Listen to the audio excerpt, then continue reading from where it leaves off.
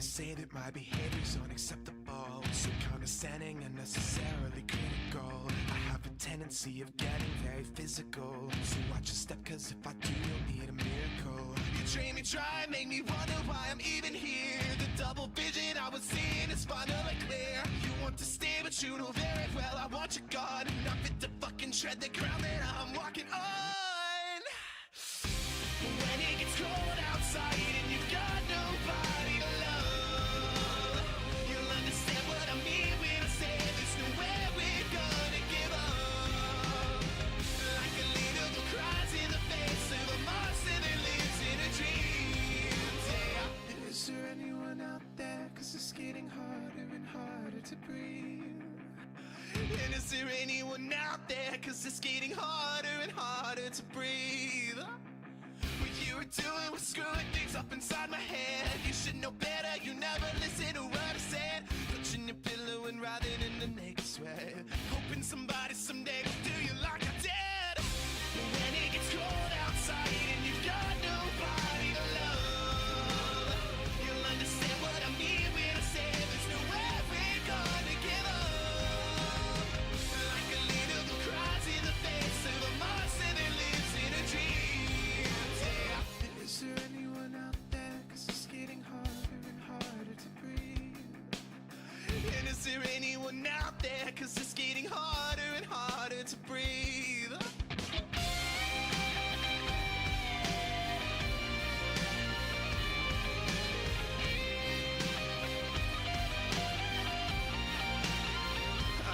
Does it kill? Does it burn? Is it painful to learn that it's me who has all the control? Does it thrill? Does it sting when you feel what I bring and you wish that you had me to hold? When it gets cold outside and you've got nobody to love, you'll understand what I mean when I say there's nowhere we're gonna give up.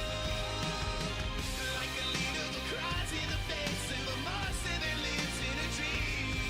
Yeah. Is there anyone out there? Cause it's getting harder and harder to breathe.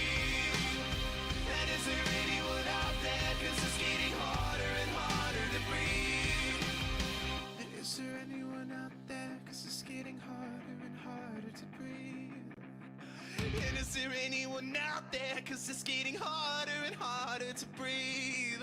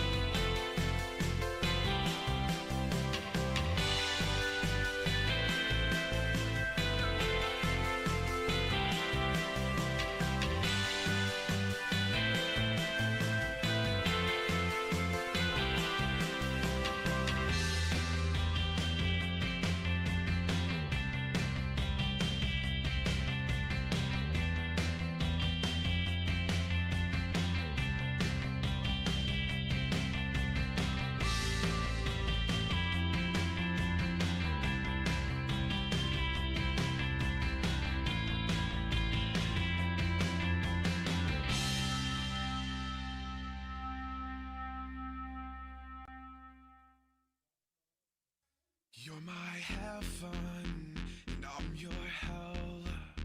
She's my weapon, and I can tell you're falling. I'm not here to sell.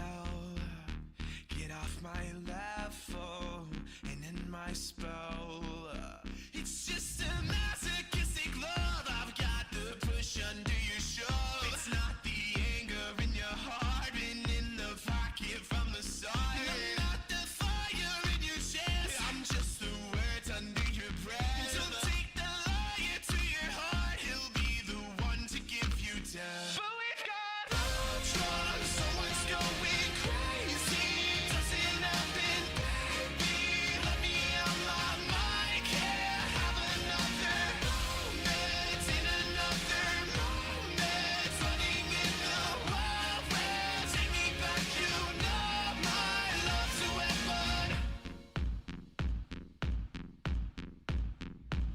Oh, blood is in my veins. You got my message in your brain. I'm not the one to go insane, but I'll keep walking to my grave. It's not like a god life. I live a little, 2 times, 3 times. I live a little. God, my mind's insane when you keep messing with my brain. But we've got love drugs. Someone's going crazy. Doesn't happen, baby. Let me out my mind. Can't have another moment in another moment. Running in the wild west. Take me back, you know my love's a weapon.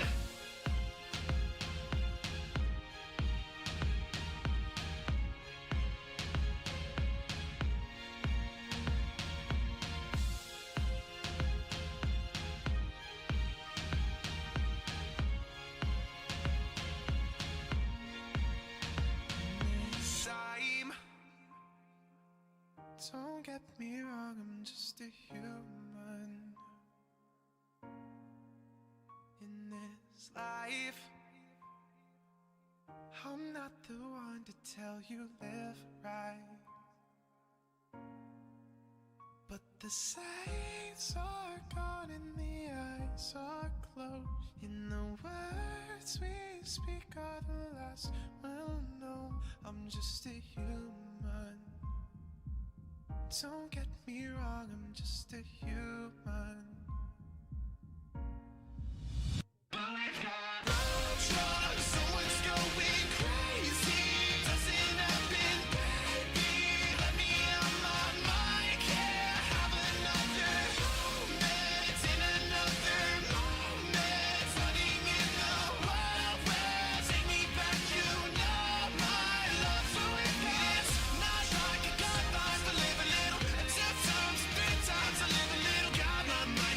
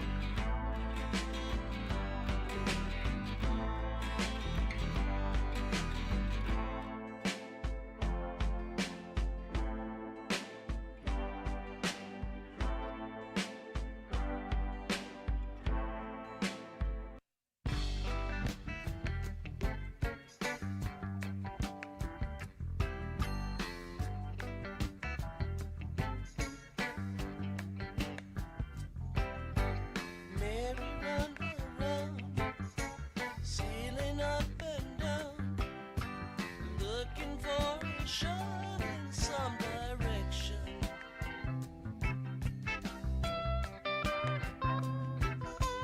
Got it from the top.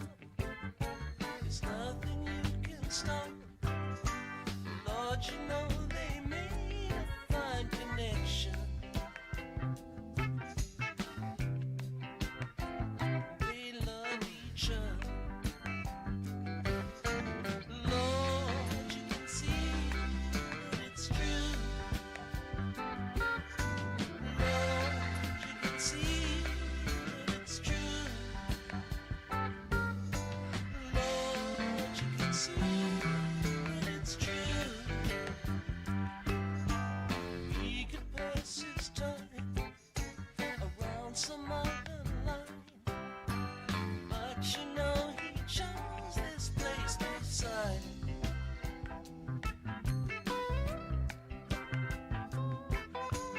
Don't get in the way. There's nothing you can say, nothing that you need to add or do.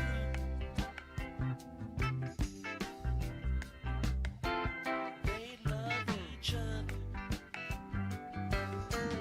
Lord, you can see that it's true. Lord, you can see that it's true. Lord, you can see that it's true.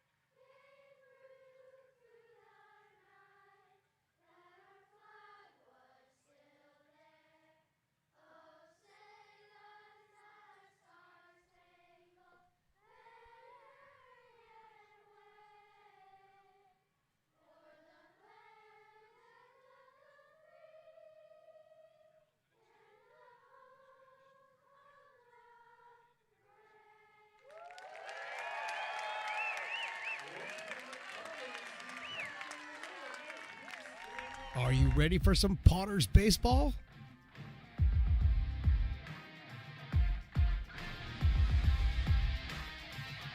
Potters baseball brought to you by Stones Broadcast Networks.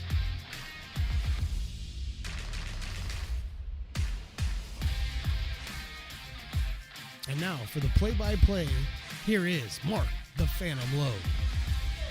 Well, good evening, everybody. Welcome to McBean Stadium in Lincoln, California for the Lincoln Potters, their fourth game of the season against the South Bay Storm. Just clearing the field, we had all kinds of kids in the Field of Dreams that ran out to the positions with the Lincoln Potters players. Then we had the Carlin C. Cop and Choir come out and just knock the Star Spangled Banner out of the park, but they had to get off the field. So a little bit of a traffic jam, if you will, trying to get everybody off the field, but everybody is off now, and we've got the Lincoln Potters taking on the South Bay Storm. Potters are 3-0 after sweeping the opening series against the Novato Knicks. Justin Santiago, the newcomer, will be on the mound for the Potters. I am Mark the Phantom Lowe. That is Evan over there. Stones McCoy is on assignment. We've got Luke Statwalker's hanging out. There's Just Plain Luke over there, Cinemax, and, of course, Willie Preston, the best there is, the best there ever was on the PA. Let's look at the South Bay Storm as far as their starting lineup is concerned. They're going to go with Nolan Houlihan in center field. Sean Nguyen fell in left field. Grayson Munoz, the designated hitter. Batting fourth, even Evan Tavares. He is in shortstop position. Dominic DeFeo in second base. Jack Purcell batting sixth, playing third base. Jordan Renteria is the seventh hitter. He is the first baseman. Tyler Louie is catching. He's batting eighth, and Tyson Blatch is the right fielder. He is hitting ninth. Terry Baker on the mound for the South Bay Storm, but right now we're taking a look at the newcomer, Justin Santiago, out of Laverne, California. He was at St. Mary's College, is now in the portal, and he is making his first appearance for the Lincoln Potters. The Potters, again, going for win number 4 in a row. They picked the bats out and played the ball defensively pretty well, pitched pretty well over the first 3 games, but it was the bats that really excelled. 3 straight double-digit outputs from the offense. A couple of home runs. We'll see some of those guys out here today as the Potters prepare to play today, and then they'll have tomorrow off. Then we've got the Chico Lone Wolves coming in for 2. That's Saturday and Friday and Saturday, and then this South Bay Storm returns on Sunday. That is a 1:05 game right here, and very impressed on a Wednesday evening. They said, hey, nobody will come to Wednesday baseball. Well, they were wrong, because there are literally hundreds and hundreds of people out here checking out this one between the Potters and the South Bay Storm, and it's good to see. It's a little bit overcast, of course, keeping the heat down, a little bit chilly perhaps, but everybody seems to be pretty comfortable as we get ready for this one. Nolan Houlihan, number 11, will start us off. He is the number 1 hitter. Sean Nguyen fell, and Grayson Munoz will follow him. Nolan is out of Monterey Peninsula College. He is from Fresno, California, right-handed hitter against the right-hander Justin Santiago. We're ready to pull the plug on this one and get going, and there it is. And the first pitch looked good, and it is good. Right down the middle, and that's 92 miles an hour from Justin Santiago. Gets us started in a very nice way there. 0-1 on Nolan Houlihan. Storm wearing the gray pants. They got the blue-black shirts with the white piping there, and he fouls that one off.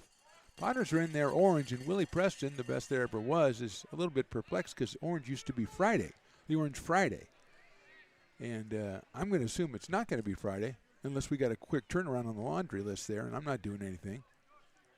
So we'll see what happens on Friday with the uniforms, but we're doing a Orange Wednesday, and what a Wednesday it is. After this pitch, I will catch you up. You still have time to get out here. Hit sharply up the middle. That's under the glove of the pitcher into center field. A base hit for Houlihan. So Nolan Houlihan starts it off with a single. He's at first base with nobody out. That'll bring up Sean Nguyen Fell, the left fielder. Wearing number 8 out of Whitman College. And we'll take a look defensively at your Potters. Aiden Diome's out in left field today. Jordy Lopez in center and Jackson Norton in right. At third is Luke Euler. Perrin Bland at short. Tristan Russell is back, one of our favorites. He's at second base. Mason Belding at first. Behind the plate, a newcomer, Cooper Smith from Coeur d'Alene, Idaho, and Justin Santiago is on the bump. He delivers a fastball, and it's in there for a strike. That one at 90 to Sean Nguyen Fell.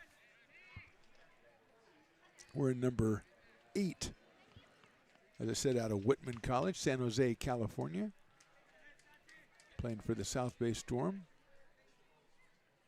Decent lead by Houlihan. Breaking ball by Santiago is a little bit too high. He has a little bit of a kick when he delivers from the stretch, and we'll see if Houlihan may decide that's enough of a break for him to try to take off for second base. But that's in the future. We don't worry about that yet. Something to look for is what I'm saying. Outfield straight away. Off-speed pitch is fouled to the plate. About 8 or 9 miles slower than his fastball was that off-speed pitch at 83. 1 ball and 2 strikes.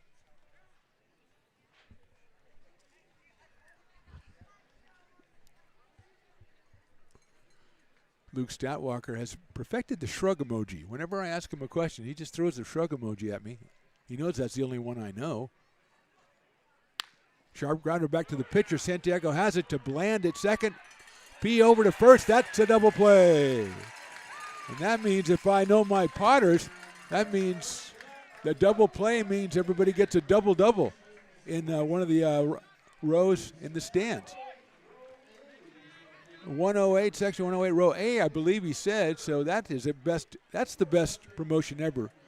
They get a double play or one of the Potters gets a double, then the whole row gets double-doubles. Fantastic. Grayson Munoz is going to be the hitter, the designated hitter. Our right-handed hitter against Santiago, who's got everybody hitting back to the pitcher so far. And his first pitch off speed in there for a strike. Grayson comes to us from the College of San Mateo, also out of San Jose, California.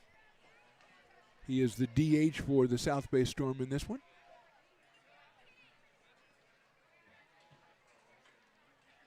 Swings and misses at that one. Another off-speed pitch is out of the strike zone, but Munoz was chasing, and it's 0-2. And the cowbells are coming out early today, and I like to hear that. I like to hear it very much. Justin Santiago, big right-hander. Misses with that one. Mentioned earlier, this is a big day. This is Wine and Wiener Wednesday. And $2 off, half price sangria, $2 off all other pours, $2 off hot dogs at Fat Cat. And Fat Cat also has bacon-wrapped hot dogs today. So, yes, get in your car. If you're in the area, get in your car and get over here. Outside with a fastball at 92. And if you're at home, do what, I suggest you do anyway. Go ahead and run the special at home. Give yourself $2 off your wine pour. If you have sangria on hand, half price. And grill up some hot dogs and take $2 off each one. Put it on me. I'll cover it for you.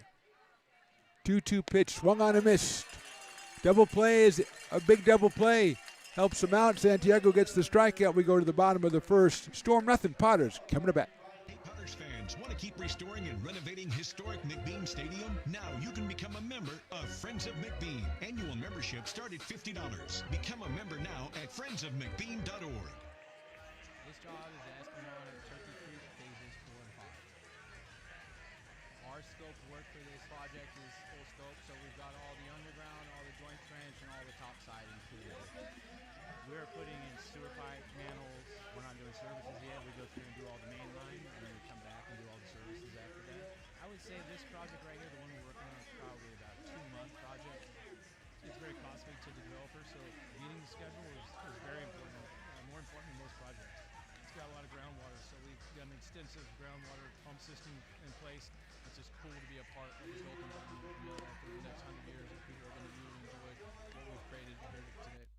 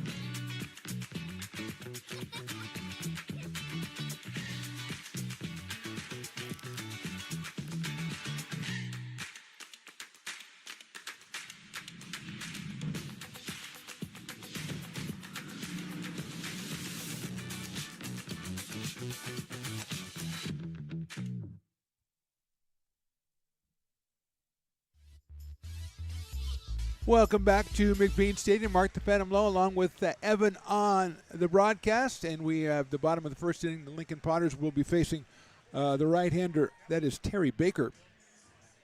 He is out of Central Christian College of Kansas, and I looked it up. They are the Tigers.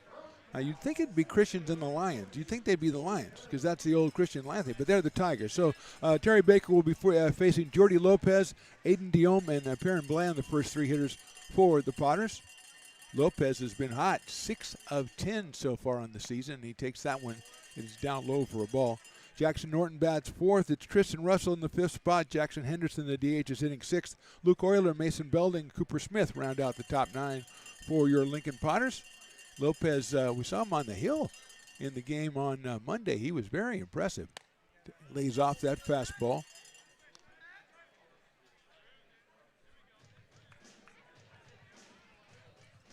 Two balls and no strikes.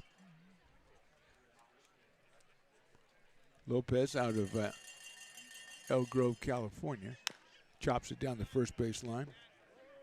And the University of California at Berkeley. 6 for 10. He's scored 5 runs and driven in 3. So very busy. And that was just in 2 games against the Novato Knicks. He is followed by Diome and Bland in the first inning. A little overcast day, but not unpleasant at all here at McBean Stadium. A lot of cowbells. Next pitch is stroked right back up the middle of base hit. So Lopez, the 7-11 man, he is at first base with nobody out. And Aiden Diome out of Roseville, California, playing left field. Usually plays third base. He's out in left field today. He is 3 for 7 on the season with a pair of runs batted in. think he did not play. I don't think in the game on Monday. Yeah, he got the day off on Monday. Luke Euler played third, and Luke is back at third today, but Aiden is in the lineup playing left field. Kind of a three-quarters delivery from Baker, and he gets a strike on that one right at 80 miles an hour against Aiden Diome. Piper the Peacock is in the house. He has been very impressive the first couple games. This time he waited until Willie announced him to come out. He did not come out early, and I appreciate that. Throw over to first base. Lopez is barely back in. He did not really react very quickly to that throw over there. It was Renteria. Jordan Renteria at first base. Dominic DeFeo at second. Tavares at short. Jack Burcell at third. McEwen fell in left. Houlihan in center. And Blaschke in right. Tyler Louie behind the plate. And Terry Baker on the mound. 0-1 coming up to Aiden Diome. Aiden takes a pass ball, and it's high and outside. Right around 79, 80 miles an hour from Baker with that kind of funky three-quarter delivery. Lopez at first base. He might be thinking about going. Doesn't have a big lead over there. Diome hits it very well to right field. Going back, and that one is over his head, over Blaschke's head. Here comes Lopez. They're going to hold him at third. Diome thinks he's going, so he keeps going at second. But he is going to stay there. He cracks his fourth hit of the season, and Lopez stays at third with nobody out. No reason to take any chances. And second and third, two well-hit balls by the Potters, and it'll bring up Aaron Bland, who is another guy who's been very, very hot. 8 for 13 on the series, on the season, which was one series. Has a home run, has 5 runs driven in. Had the great pleasure of talking to his dad, Percy Bland III. He is Percy Bland IV, but they call him, well, his name's Perrin, but they call him P, and that's what we call him here. And Dad was just a delightful guest. And hopefully he's checking us out, as everybody is in Meridian. So we say hello to our sister city unofficially, Meridian, Mississippi. Hope the mayor had a good day at work today. Back after the holiday weekend. 0-1 to P. That's sails outside, off speed down to 73 for Terry Baker. Tried to see if this is, I believe it's the South Bay Storm's first game. Checking out their website, don't see any indication that they've already played, so they're just getting going. Bland lines it into left center field. That's down for a base hit. One run will score easily. Diome's going to round it. They're going to hold him at third. No, he runs through the sign. It's thrown into second base, and he scores. He was actually outside. The coach was on the third baseline, and Diome was rounding around, and he saw the hand up, didn't listen to it, and the ball came into second. And Bland has himself his 9th hit, and he now has 7 runs batted in with that sharp single. And the Potters take the 2-0 lead. So 3 batters, 3 strong hits, and here is Jackson Norton. He also has a home run this season. Comes out of Sacramento, California, and St. Mary's University. He has home runs driven in 5. He is 3 for 11. That one's right down the middle for a strike. Even Evan knew that was a strike. Of course, Evan's kind of a baseball guy. So, I mean, he's from Bella Vista, the Broncos. They're a playoff team. That's all I care about. Fouled off. They were a playoff team, right, Evan? Okay. And you didn't think they were going to be. See? They outperformed Evan's expectations. I'm sure he's one of those guys that had like a blog or something. I don't know how you do it these days, yelling at the team, making fun of the team, and then they overperform, and now he looks terrible. Line drive, base hit right field. And he had to wait to, that ball got by the second baseman, DeFeo, on a line. He had to wait and see, and it got all the way out to Blaschke, and he made a good throw into second base, but Bland makes it through. So 4 straight hits for the Potters. Nobody out still, and here is Tristan Russell making a comeback. One of our best players last summer, just a fan favorite, and he will soon be a fan favorite again this year. Out of Cypress, Texas, and redshirt over at the University of New Mexico. Family came out last year. Everything was fantastic. And he's up here batting left-handed against Terry Baker with Bland at second and Norton over at first. And does he get the outside corner? No, he does not. 1 ball and no strikes to Tristan Russell. Jackson Henderson is DHing. He is on deck.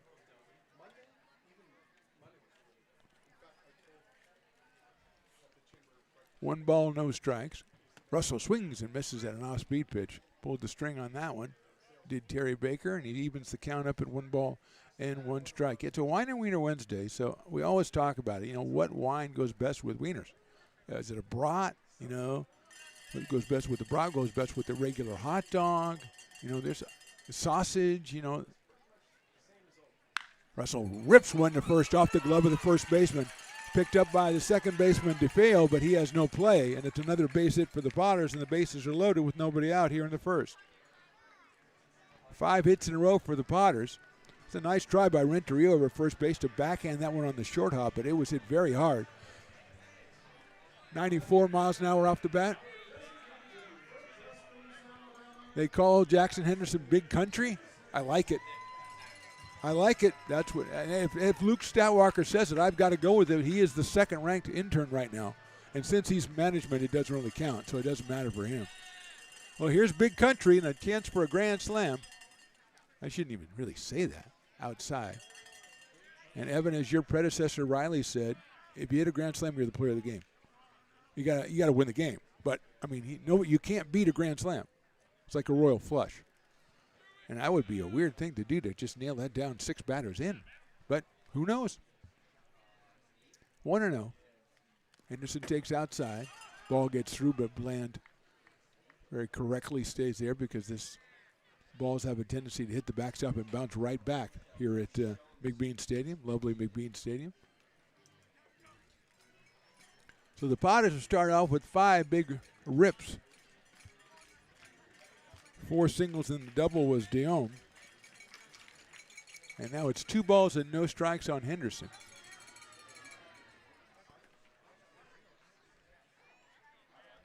Jackson, the Big Country, waiting for this one and hoping to step on one, I believe. There it is, but it's outside and it's low. 3 balls and no strikes. Luke Euler, who had a tremendous game on Monday. He was 3 for 3. He scored 3 times and drove in 2. He was the runner-up for player of the game after starting and winning pitcher Andrew Ballantyne.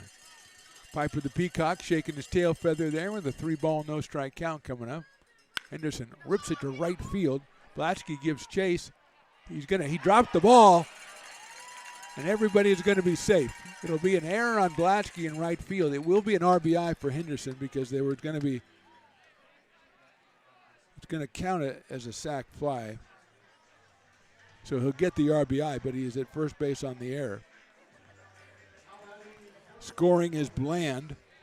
Everybody else moves up, so with the bases still loaded, Luke Euler comes to the plate.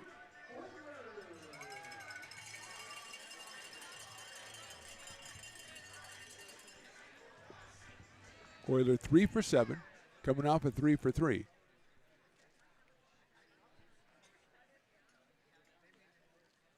Inside with that one.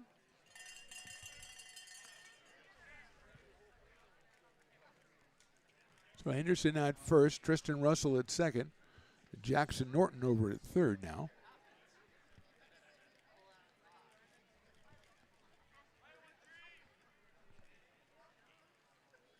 Euler takes inside again, 2-0. No activity so far for the Storm. I'm sure they didn't plan on bringing in another pitcher.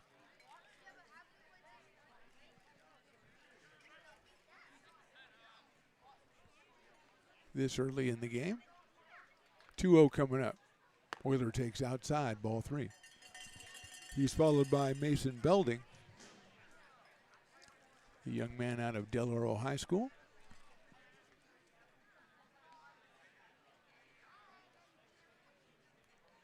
Baker ready to deliver 3-0. This is the inside corner, ball 4. Norton will come in to score. Euler will get the RBI, his 3rd of the season. And here's Mason Belding as Tavares comes in to talk to, Evan Tavares comes in to talk to his pitcher.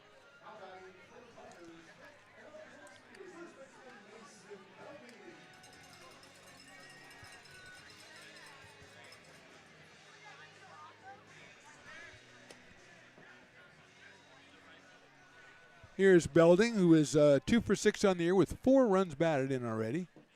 Got a chance for a big one right here. He hits that one out to right field. That is down for a base hit. 1 run will score. Here comes the second run, retrieved in right field by Blaschke. That's going to be a double. Actually, he's going to hold it first and drive in 2 runs. And that makes the score 6-0 in favor of the Potters. Going to third is Euler. Belding grabs 2 more RBI.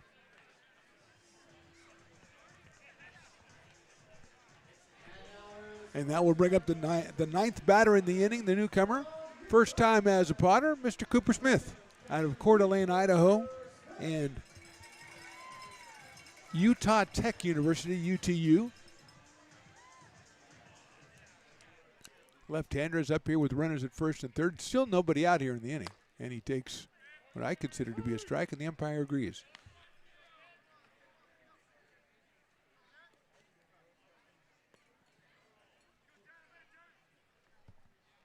So a pair of RBI for Belding, a pair for Bland.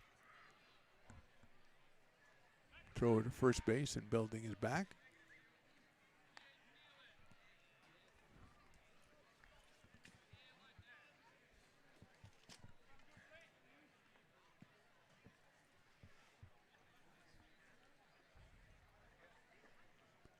Oh and 1. Smith takes outside. 1 ball and 1 strike. Cooper 6'1", 205. As we said, Coeur d'Alene, Idaho. The umpire says, we were running some balls. He said, I need more than 1. Come on, let's go. Come on, guys. Who was running those out there? Number 29, who doesn't exist on my roster. I love that. So Cooper Smith steps in again. 1 ball and 1 strike.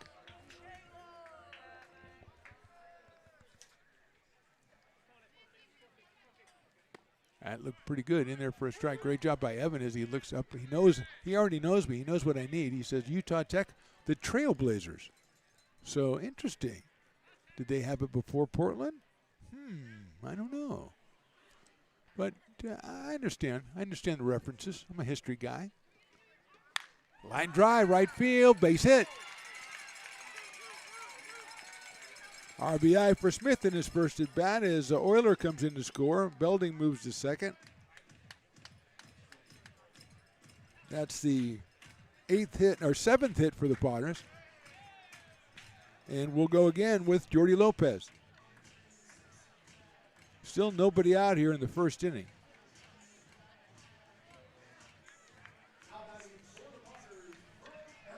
Jordy singled and scored earlier in the inning. He is 7 for 11 on the season. Center fielder Houlihan is playing him in right center field. So if he straightaways, now he's moving over a little bit, but playing him to pull. Lopez takes a good-looking pitch on the inside corner for a strike. 0-1 on Jordy.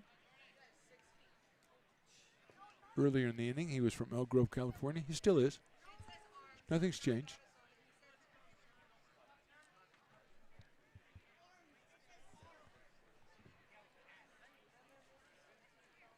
Check swing almost went, didn't go. 1 ball, 1 strike on Jordy Lopez. He's followed by Aiden Diome. Justin Santiago, the beneficiary of all these runs, sitting comfortably in the dugout. Lopez lines it into center field. That's a base hit. Let's see if they score. They're going to send the runner coming around third. That's Belding, and he scores standing up. So Lopez delivers another single, grabs himself a run batted in. Belding scores. Stopping at second is Cooper Smith. And it is now 8-0 in favor of the Potters. Still nobody out here in the first inning. We've had 10 batters.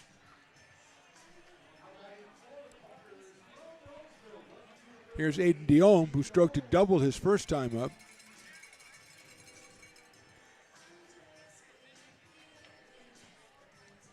Left-handed batter, playing out in left field for the Potters today.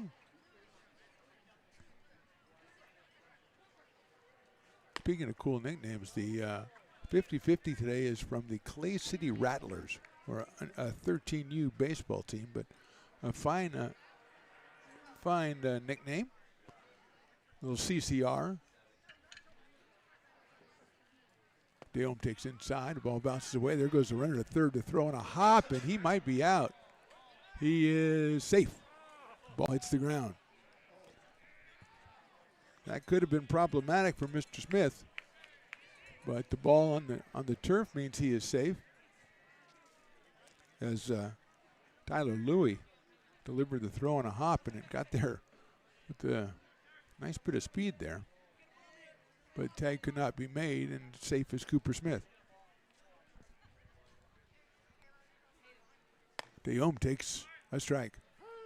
2-1 on Aiden out of Roseville, California.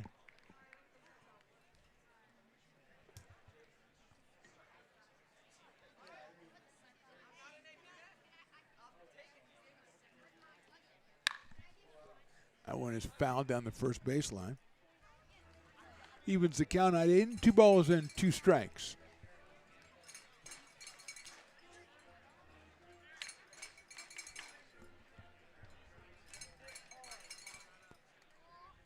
Terry Baker delivers 2-2. Deom rips it, but that is foul again down the first baseline. And we'll do it again. 2 balls and 2 strikes. Wine and Wiener Wednesday for people in the ballpark. And I see a young gentleman carrying some wine, a wine in both hands, which is what Riley loves. When people have, you got 2 hands, grab 2 things and carry them. And he brought one for his lady. That one is fouled off. Almost got P. Bland in the on-deck circle. So he got $2 off both. That's $4 savings right there. He's making money. Sangria's half off. That was not sangria. Now you go get yourself a wiener there, dude. Pair it with that fine white that you've got there inside. I wonder if they have a pairings menu down there. I'll have to ask. Do they have a pairings menu in the down at Fat Cat? So which wine goes with what wiener? I think they should get one. I'll draw one up. Don't worry about it, Will. I'll get it. Yes, there are bacon wrapped hot dogs today. Deom fouls that off. Still 3 balls and 2 strikes. That is underreported fact. Bacon wrapped hot dogs available today. It's still the first inning. You can get in the car and come on over. You're not losing any time.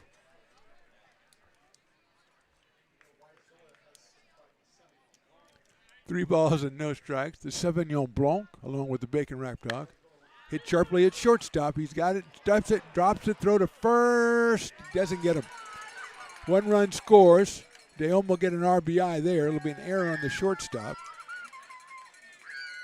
He will get the RBI. And making it all the way over to third is Lopez. Smith scores.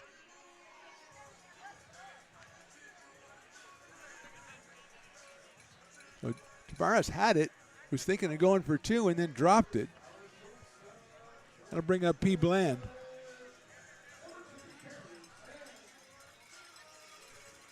Bland singled in 2 runs his first time. He's 9 for 14 with 7 runs batted in so far on the season. He's got a runner at third. Sharp out to shortstop again. Tavares has it. He's going to go across to first, and he gets him. Another run scores, so Bland with another RBI. He is the first out of the inning. Lopez scores. Going down to second, Aiden Deom. And that'll bring up Jackson Norton.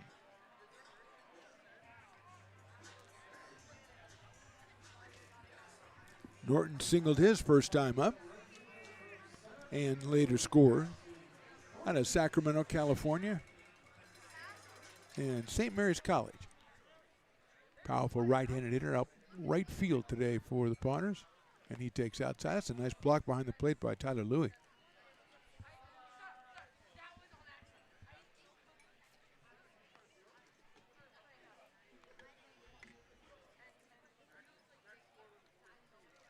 Terry Baker out of Central Christian College in Kansas, Oakley, California. Delivers 1-0. Norton fouls it down the third base line.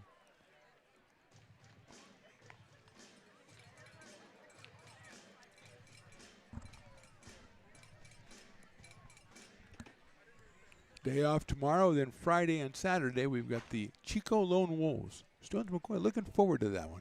He likes when Chico mixes it up with Lincoln. That is outside. Back in the days of the Chico Heat, when every pitcher they had was 6'4". Had some playoff rivalry with them and everything. So it's not the same, but the Lone Wolves are another good team out of Chico.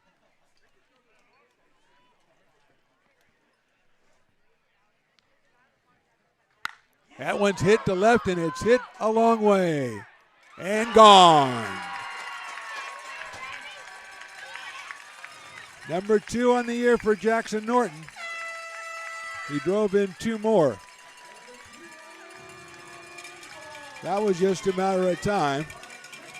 He squared up on that one and got rid of it to left field. 335 feet, 95 miles an hour off the bat. And he turned that one around real fast, and it's a dozen for the Potters here in the first.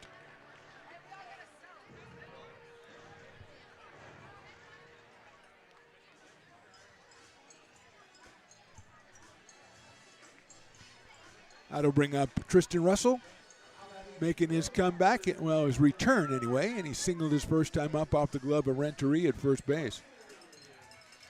We got activity in the bullpen.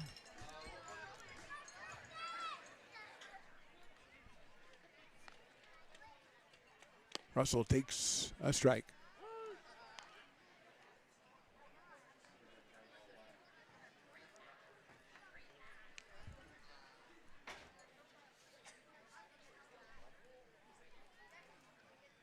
Outside. Looks like Barrett Brendan Eng is warming up in the bullpen. Left-hander out of San Francisco, California.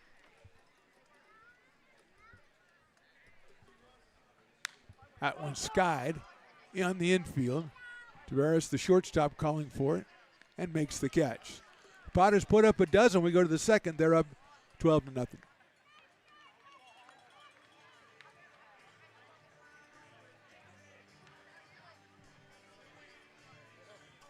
Well, that's what, Evan, there's 3 outs now? 3 outs this year. Okay, I thought it was still 2. That's my bad. That's my bad. Okay.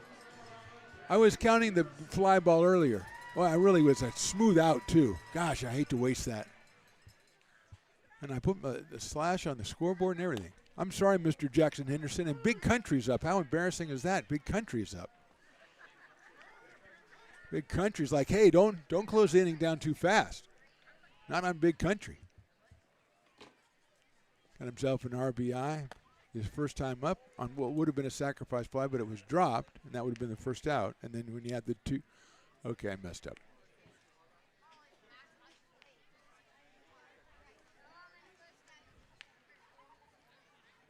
That is a ball. 2-1 now on Big Country. Now I'm just questioning everything now.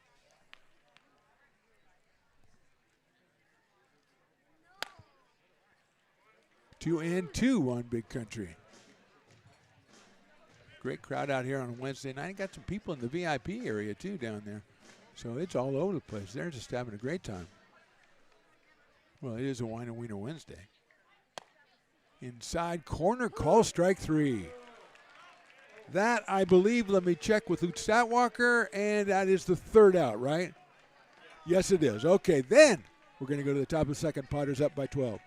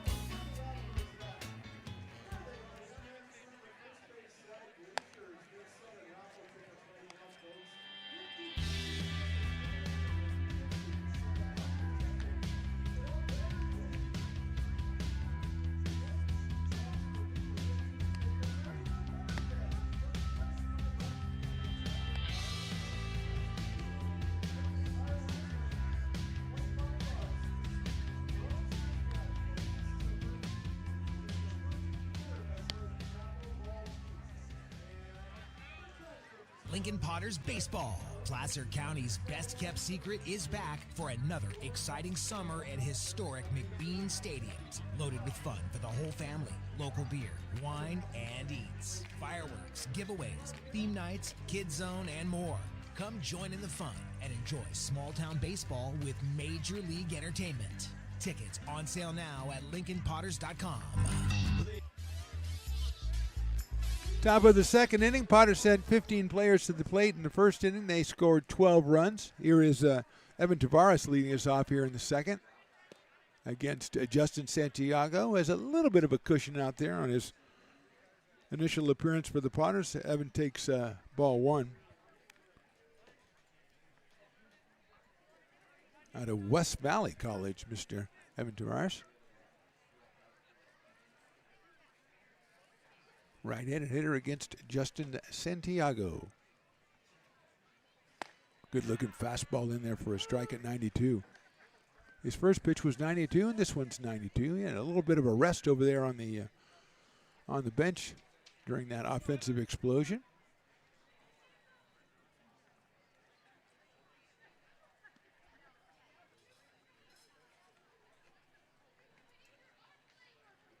Outside from Santiago.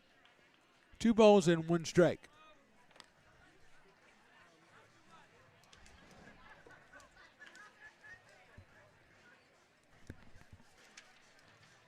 West Valley, it's the Vikings. That's very good, Evan. That's very good.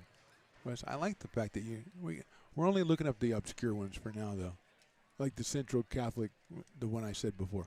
Central College of Kansas. Central Christian College of Kansas, that's what it was. There's a strike, Tavares. 2 balls and 2 strikes.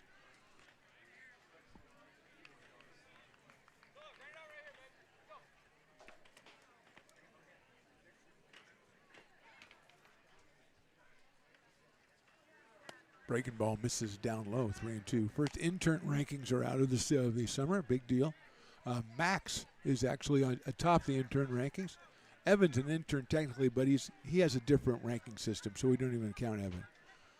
He's like doing super important work. We can't. That's outside. Tavares will take the base on balls.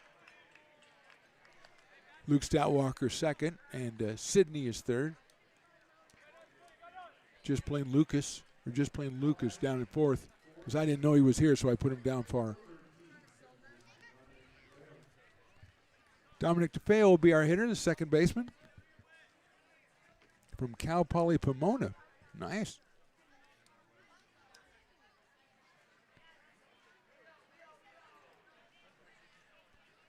He's up here with a runner at first and nobody out.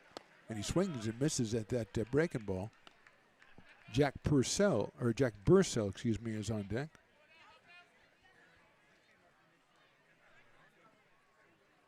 Tavares leading over at first base, held on over there by Mason Belding. There's a throw by Santiago. Santiago's dad sent us a message a couple days ago. Tony said he was going to be here. Told him to come on up, so hopefully Tony's around somewhere. Checking out his son's activity. That's line foul down the first base line where the parking lot Potters used to be. And it did connect with a car out there. I got a little bit of a fender out there. 0-2. On DeFeo. 5'11". Coming to us from Palo Alto, California. Swings and misses. And he is down on strikes. That is the second strikeout for Justin Santiago, and that'll bring up Jack Bursell. Jack is at third base for the Storm today. Comes to us from Mountain View, California, and Bard College, which is one of my favorite colleges. We've had people from Bard College, and they have that age-old question, to swing or not to swing? That is the question. And we'll see how Jack does with that. We're in number 38. Jordan Renteria, the first baseman, will be next. So Tavares over at first base. He got the walk. Short lead. That's a nice-looking fastball at 93 from Santiago. In the portal was at St. Mary's last year, Justin Santiago. Looks to have a pretty live arm. He's touched 93 now in his first start. Don't know when the last time he pitched to us, so it might be a while. He's stretching things out here. That's chopped down to first, handled by Belding. He'll tap on the bag, throw to second. Bland with a nice pickup and tag. And that's a double play. Not the normal way, but kudos to Belding and Bland for pulling it off. We'll go to the bottom of the second. Potters on top by 12. Buy a personalized brick for you, your loved ones, or your business, and show everyone your commitment to Lincoln baseball. Framed and engraved by our own Lincoln High Ag program students, your brick will be featured on unique movable brick walls. Find your name in the stadium entrance for the 2024 and 2025 seasons. Then visit your brick in its permanent home inside the stadium. Bricks can be purchased here for $250. Get it now at friendsofmcbean.org. I'm Bill Spear, North Valley president of Five Star Bank. In a time when business can feel so uncertain, we're here for you every step of the way. I know they have a lot of bells and whistles within their bank, but just the relationship piece here locally on the business side is huge for us. 5 Star treats us like we're number one. They're right there with suggestions, with help. So I have to bank with people that have our mission in mind. We're Five Star Bank. How can we help you?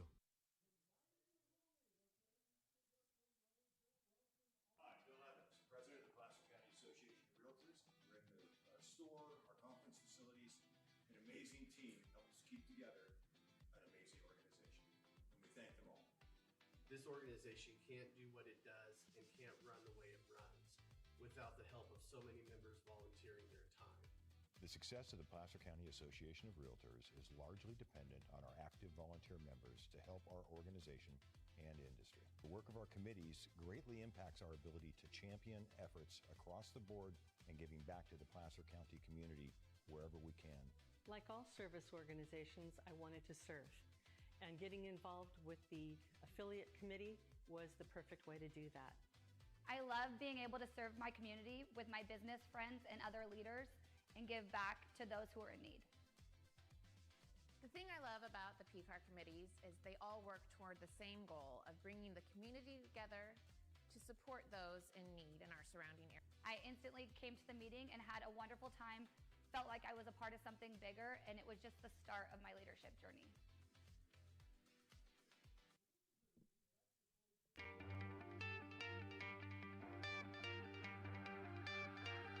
Gooseport Public House.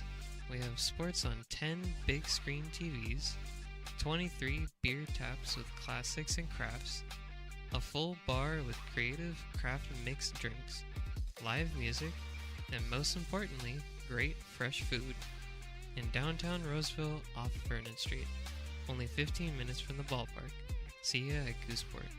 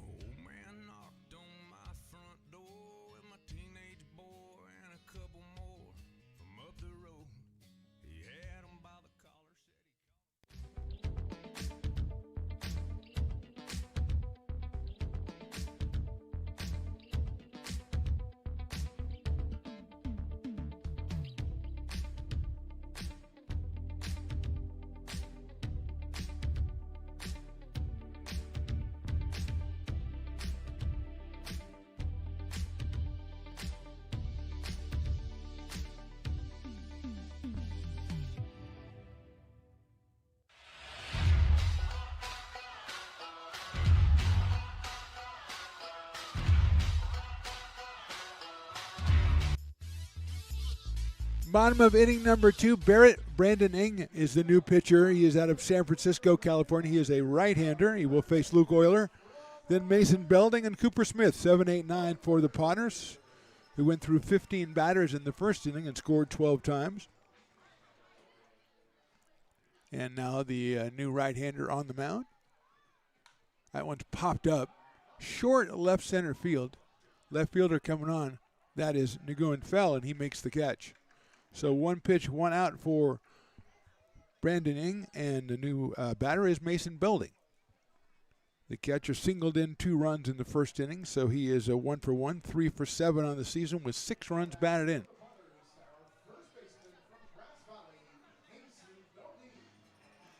Out of Del Oro, California, or Del Oro High School and Grass Valley, California. Big left-handed hitter. Ripped it down the right field line his first time. Takes a strike. 0-1.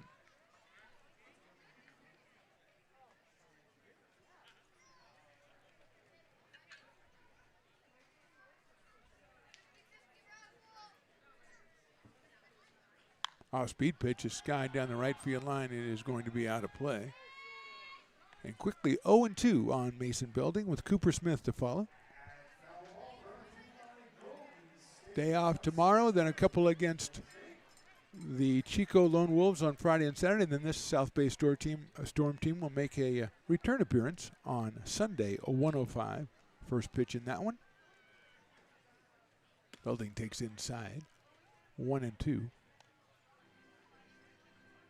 Overcast out here at McBean Stadium, which just makes it easier for the left side of the infield and outfield to play these first couple innings. They don't have to deal with the blinding sun like usual.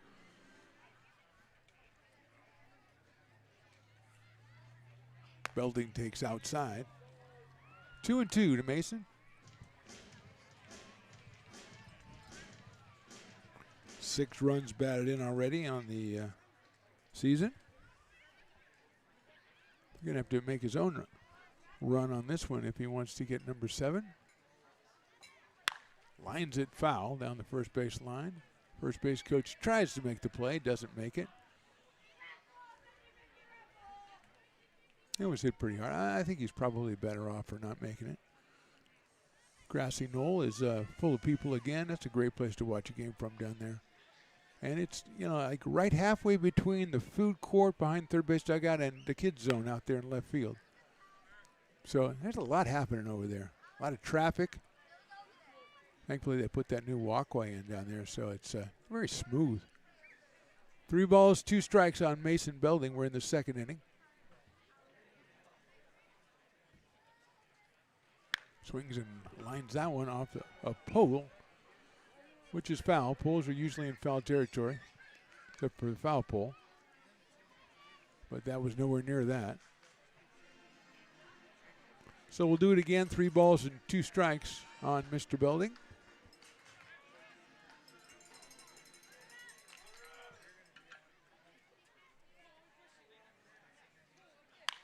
That's hit into right field, giving chase and making a nice catch out there. Beautiful job out there by Blaschke. He makes the catch and retires Belding. Ran that one down almost all the way to the foul line down the right field line. So 2 outs quickly here in the second for the Potters, and Cooper Smith will be the hitter.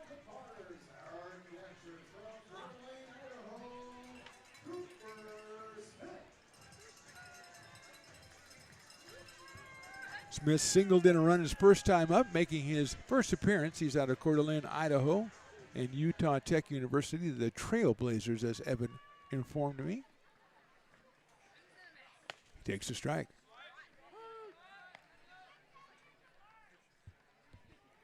Barrett Brandon Ing, the second pitcher here, 6'1", 170 out of San Francisco, California. No college choice yet for Barrett. He takes that one inside, or throws that one inside, and it's evened up at 1-1. Top of the lineup, Jordy Lopez on deck if Cooper can get on again.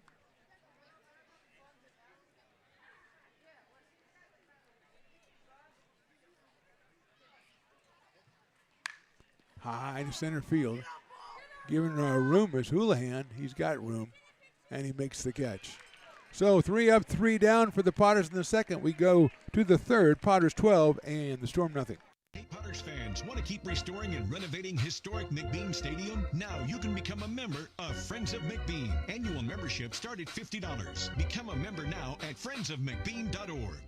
When it comes to your home's maintenance and repairs, Jeffers Resource Group has you covered. Our handyman services offer a comprehensive range of expertise, from minor carpentry to drywall, electrical, and flooring for property managers, landlords, and renters alike. We ensure that every job is completed to the highest standards so you can have peace of mind. Contact us today to discover how Jeffers Resource Group can help keep your home in top shape.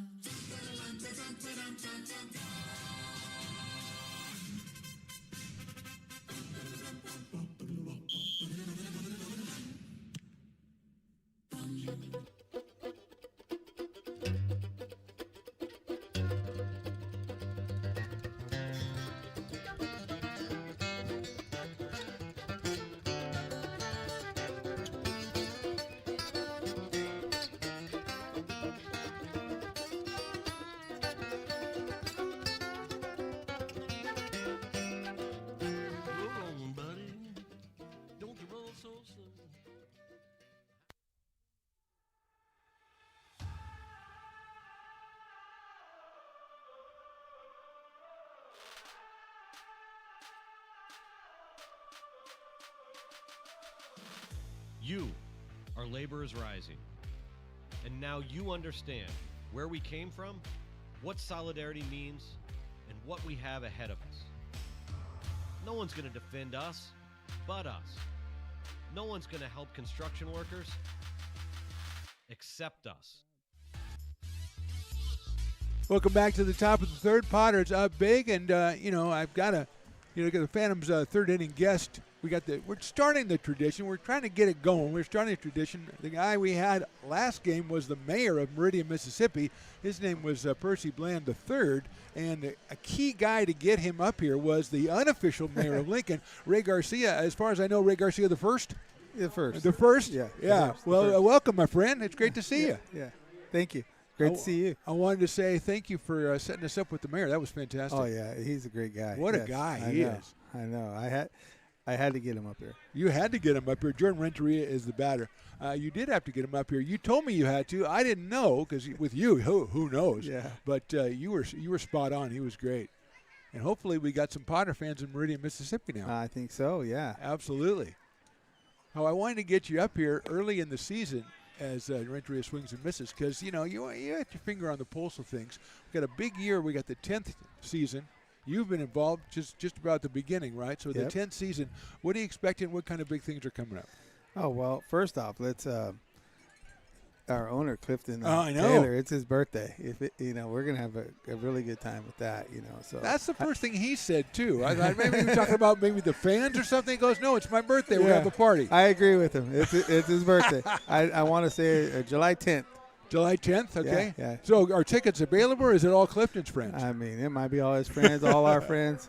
And they're all in low places, right? Definitely that day they will be. Yeah. So you've been, like I said, you've been here to just about the beginning. Wasn't Isaiah, didn't he play the first year? Yes. Your son, Isaiah? He did. I want to say also he might have been the first one that we signed. Yeah. He might have been the first one we signed in 2017. Yes. And I always say that the fact that he was a Division I player at Fullerton at the time, the fact that he played kind of started the networking, he brought some buddies of his that year and the next year, and that's kind of how the word got started. It is. What the funny thing is the year before we played the Sacramento Stealth, and we were a travel team. Right? We had no home field, and Matt Lundgren was the GM. Okay. And we didn't know, and then when I seen Matt was the GM here, and it kind of things just intertwined. Wow, he knew Isaiah because Isaiah was on the Stealth. Yeah, well, we all knew Isaiah. Yeah. We know Little League from Isaiah. There's a call third strike on Louis Santiago. So what do you think about Justin? Oh, man. He looks really good. Got a He's nice sharp. arm. He's up to about 93, and obviously we just saw an off-speed pitch there that was pretty sweet. So he strikes out the first two here in the third, and Tyson Blaschke, the right fielder, will be the hitter. Yeah, so you were here like when it started. Like I say, Isaiah, I always give him that kind of credit. Like he's the Christopher Columbus. Like he's the guy who discovered it, and people kind of went, oh, yeah, there's a D1 guy there. We can get other D1 guys, and that's how it kind of got started. Yeah, it is, yeah. And I want to say I think You were here on that first season too. I was hanging out the yeah, first yeah, season. You didn't recruit me to this job until the second season because you had some guys from some radio station, and I'm like, hey. I remember I was sitting right then. Of course, it was a little different configuration then. Much different. You had me come up, and I sat with them for a minute here, and then the next year, you said, hey, are you interested in the thing? And I didn't know that you had that kind of power, but I just told you, and it was done. It was done. And since then, well, Well, I mean, you can't fire a senior guy because that's against the aegis rules, and so I've been here so 9 years, only 9 years for me. That's a good 9 years. Yeah, it is a good 9 years. It's been a lot of fun. It's been great, and I really am thankful to you and to Clifton and Matt and everybody, Isabel as well, for letting me do this. It's been fantastic. Well, many great kids. Oh yeah, so many great I kids. look at this as we're just one big family. Yeah, one big family here in Lincoln. I mean, even with Willie, and I think. He's been the best. They didn't know Willie. I told him, hey, I got a PA guy. Wait a minute, you gave him Willie too? Oh yeah. Oh my gosh. Yeah. Oh yeah. No wonder you're always around. Yeah. You got nuggets everywhere. Yeah, of course. I mean, realistically, I told him the story. This is my hometown. This is where I played and all. And I said if I could have any suggestions, I will give you my best ones, and you guys can make your decisions. But I'm going to bring some good guys to the table, that I trust, and that I feel that community, and this is what they want to do, and here we are. 10 years later, here we are. Yeah, and you've been instrumental in bringing a lot of them. Let's see, we got 3-1 here on Blatchkey. He's going to take. Ooh. Well, I took the wrong. No, it's ball 4. Okay, so he'll take the base on balls. I just want to say, I mean. So it has to be really good. You have to have a really good feeling when you see all the kids that come out here from all over the country and the way that Lincoln embraces them and the way, let's give credit to the host families over the years too, the way they've been embraced and how so many of them have come back for another year. I mean, Tristan Russell's back this year. Yeah, I know. Ty McGraw wants to come back. wants to come back. So that has to make you feel good as a Lincoln guy. Important to bring them in. So good. I mean this. Obviously, when I was here, this was a small town. We've gotten really big. Yeah. And, baseball has never been like this. We didn't have nothing like this growing up. But, yes, it makes me feel real good. And I know there's a lot of Lincoln, it's not just me that knows baseball here. Right. Lincoln's, look at the stadium. This was built before me. So I would say this is a baseball town. This is a baseball town, Lincoln is. So, when I see baseball at this caliber that we have, these kids, and, it's – sometimes I get goosebumps, or I'll sit in a corner. Absolutely. I sit in the corner over there that I sat when I was, 12, 13, like some of these kids running around, and I'm like, man, look how far we've came. It's just amazing. 2 balls and no strikes on Nolan Houlihan. We got a runner on first, 2 outs here in the top of the third. Talking with Ray Garcia, the unofficial mayor of Lincoln. And again, I just can't believe you brought me the mayor of Meridian, Mississippi, and it turned out to be a wonderful guy. Oh yeah, and his son, obviously, P, is fantastic. Oh man, so I hope we have him the whole summer. I mean, well, we have to because his dad said his mom is coming out later. Yep. So there's no way that he's going home before mom comes out. No, the way he's playing, I don't know if he wants to leave California. Chopper to second, flipped over to short, and that is a force out. You stay here, Ray Garcia. Okay. We'll be back with the bottom of the third inning. Potters coming to bat. American River College is a top-tier community college sports program that provides student athletes with the opportunity to thrive both athletically and academically. ARC Athletics is currently ranked 5th in the state and 2nd in Northern California. With over 19 sports programs, our athletes compete with the region's best athletes. Our diverse and dedicated coaching staff helps athletes develop the skills necessary to compete at the next level. Start your community college athletics journey with us. American River College, Sacramento's best athletic program. Go Beavers.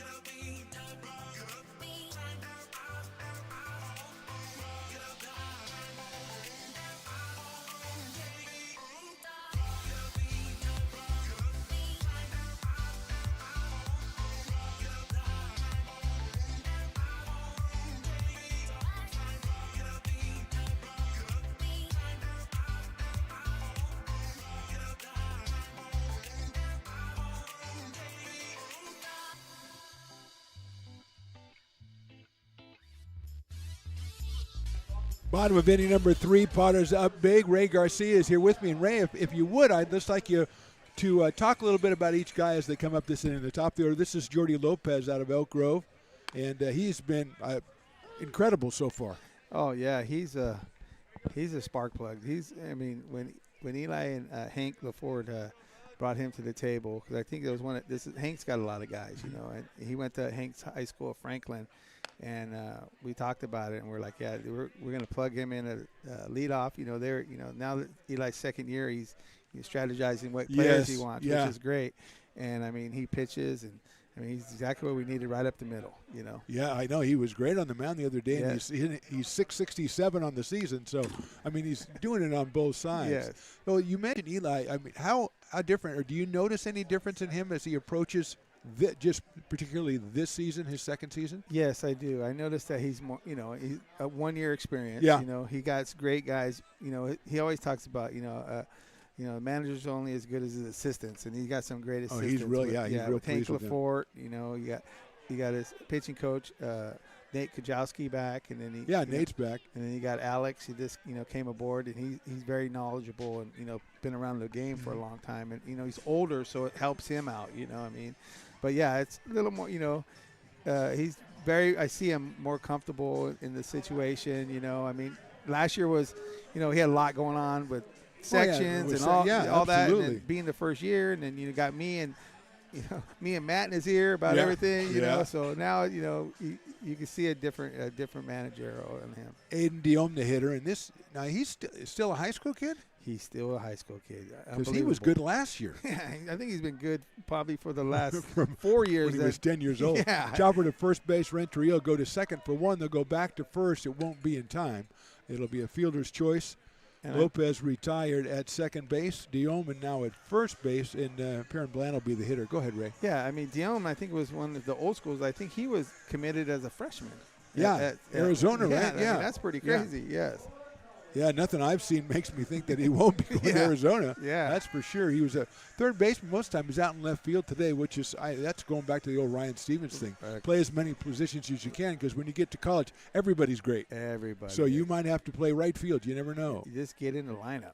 I remember a couple. Was it Matt Lopez? I can't remember. He would do, or Charles. He took Charles Middleton from third base and put him out in left field. Yeah. And Charles had a great college career. Oh man, great college year, great Potter year, just high school year, a great kid. Just a great baseball player, yes, and a great kid. So P. Bland hits it high and deep to left field.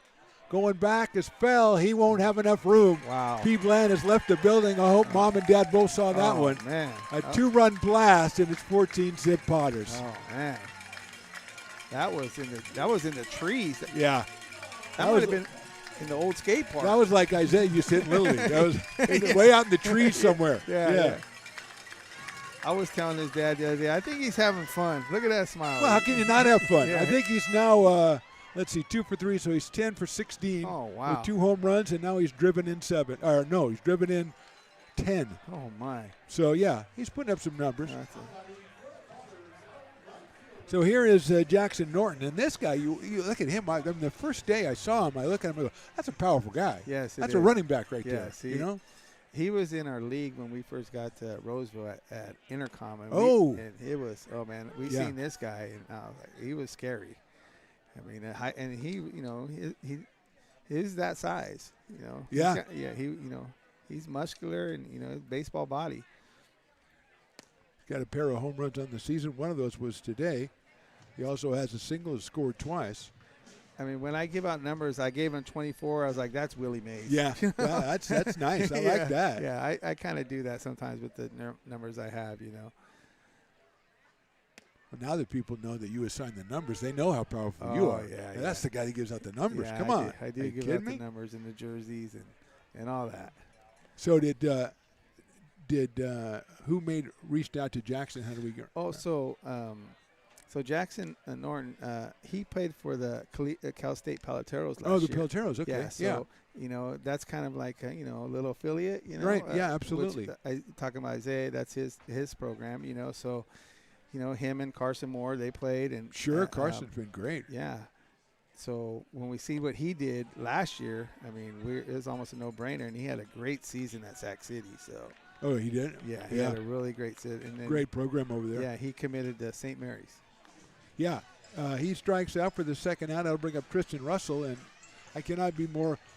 I think the most excited I was when somebody came back was Daniel Susak, because I was surprised that he would do that. But I don't know that Tristan Russell's right up there for me. Oh yeah. He's. I mean, this is a great guy to come in the second week of. Fantastic! Of your Cypress, Texas, season. Yeah, it's pretty exciting, you know. In New Mexico, we get a lot of kids from University of New Mexico. That will have to be from Matt Lundgren. Our Chopper down to first. Renteria off his glove. It'll get past him. Tristan around first. He's going 2. He might think about 3. No, and Tristan, no, he'll slide into second. And he's in there safely. With 2 outs, he'll be at second base. And Jackson Henderson, who I just found out today is a big country. Oh, I didn't know that. Yeah, Statwalker told me that today. Yeah, I don't call him that. I'm going to call him that. I like it. I just. You got another name for him, or you just don't? You're afraid of him? No, I'm not afraid of him, but I just call him Henderson. I just call him Henderson. You know. I like that. Yeah, I just call him. Hey, Henderson. Yeah, I just call him Henderson. That is a good name to just one name. Henderson. I know the players, they call him Big Country, but me, I just call him Henderson. Just Henderson. Yeah, Hey, Henderson. Yeah, Henderson. I think he's going to get a hold of one here pretty soon. He's a great kid. He's actually a really funny kid. He makes me laugh. Like, I'll come in there, and, he come in the clubhouse, and sometimes I'm in there all morning, and I see that guy, and he always tells me hello, and the way he says it always brings a smile to my face. Well, he's out of Tuscaloosa, and I found out from Mayor Bland that's a whole Tuscaloosa, then Ty over in Gardendale, and then P. Bland out in Meridian. Yeah. They played some youth ball together, and that's the way they kind of got together. Yes, I want to say that Bland was at Troy with Ty. That's right. And he was. Yeah, you're that's right. kind of how we got him, because obviously we like to get the shortstop, Oh, find yeah. a shortstop. And Got a shortstop, got a center fielder. That's what we do. Yeah. That's a nice-looking breaking pitch in there on the inside corner for a strike. So Henderson, 1 ball and 2 strikes. Ray Garcia joining us. Be nice enough to join us for the guest third inning and give us some great tidbits. Oh, good. Nice good. nuggets. Yeah. Give us the lowdown on things. Anything. Now, you got me a mayor. Next, you got to get me like a senator or a congressman or the Pope. I mean, I'm open to anybody. My next thing, next guy I'm looking for is, how about a rock star? Oh, I like that. Yeah, okay. Yeah, I can do that. I can do that. I knew you would. Yeah. I knew you would. Well, work your magic. I'm always willing to listen to your people. You never know. Sometimes you never know. I have one in mind. Your track record is good. Might be a surprise to a lot of people. Oh, I like that. I like it a lot. Oh, man. Ripped to left field. Watch out, Grassy Knoll. Watch out, Grassy Knoll. Did that hit somebody? No, it went through, I think. Okay, I hope so. Oh, the way that looks on Henderson's face, he looks kind of. We're going to check it out first and make sure. That was a rip to left field.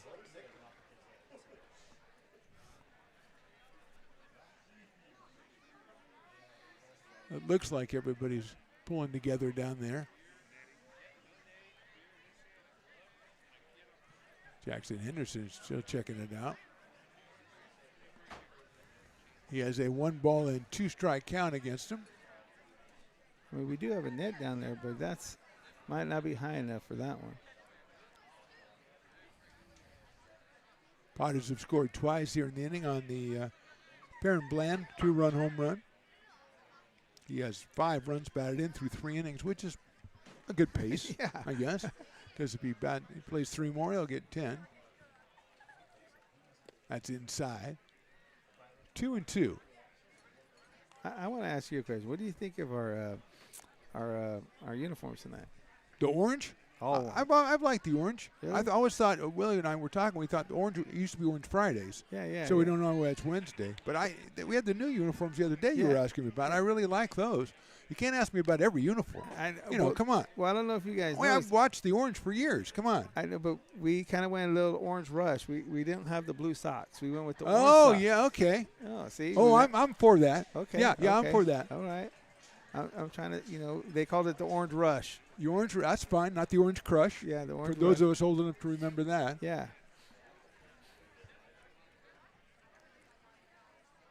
Oh, popped up. Right side. First baseman is Renteria. He's got room. and he'll make the catch. Well, Ray, thank you so much, man. You made an inning sped by for me. All right. Well, I'm glad to. After 3, Potters up by 2 touchdowns over the Storm. American River College is a top-tier community college sports program that provides student athletes with the opportunity to thrive both athletically and academically. ARC Athletics is currently ranked 5th in the state and 2nd in Northern California. With over 19 sports programs, our athletes compete with the region's best athletes. Our diverse and dedicated coaching staff helps athletes develop the skills necessary to compete at the next level. Start your community college athletics journey with us. American River College, Sacramento's best athletic program. Go Beavers.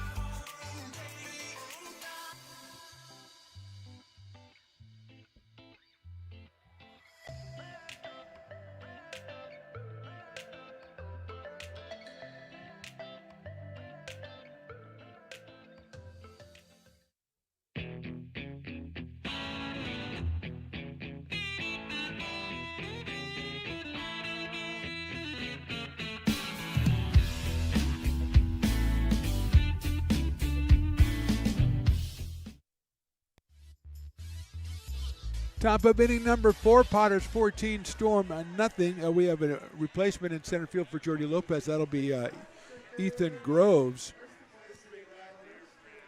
And he will take over in the leadoff spot. But for the Storm here in the top of the 4th, Sean Nguyen fell. Then Grayson Munoz and Evan Tavares. 2, 3, and 4 against Justin Santiago. That one's fouled back to the screen. Justin gave up a single to the first batter, Houlihan, in the first inning. Has not given up a hit since. He has walked 2 and struck out 4.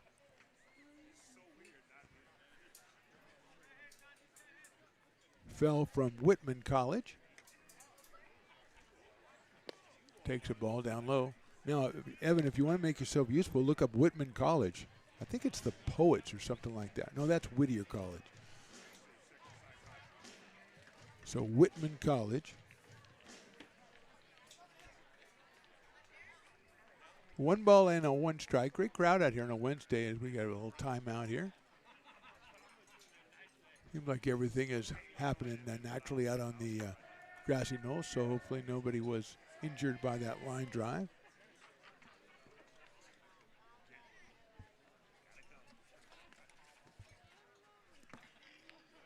That's a ball. Are you kidding me, Evan?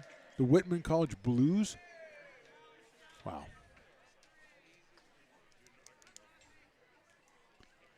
The Whitman Blues. Okay.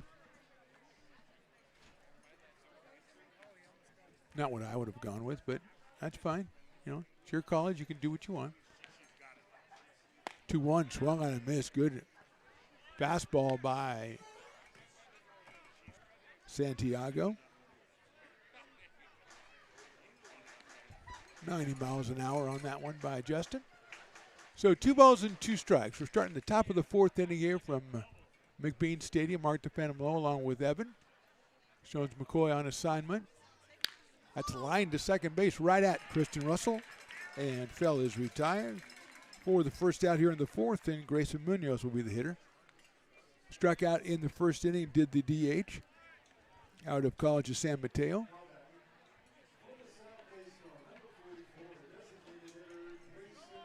Potters have tomorrow off, and it will be the Chico Lone Wolves on Friday and Saturday. Saturday is a fireworks night, so that will start at 6:05 if you're coming out.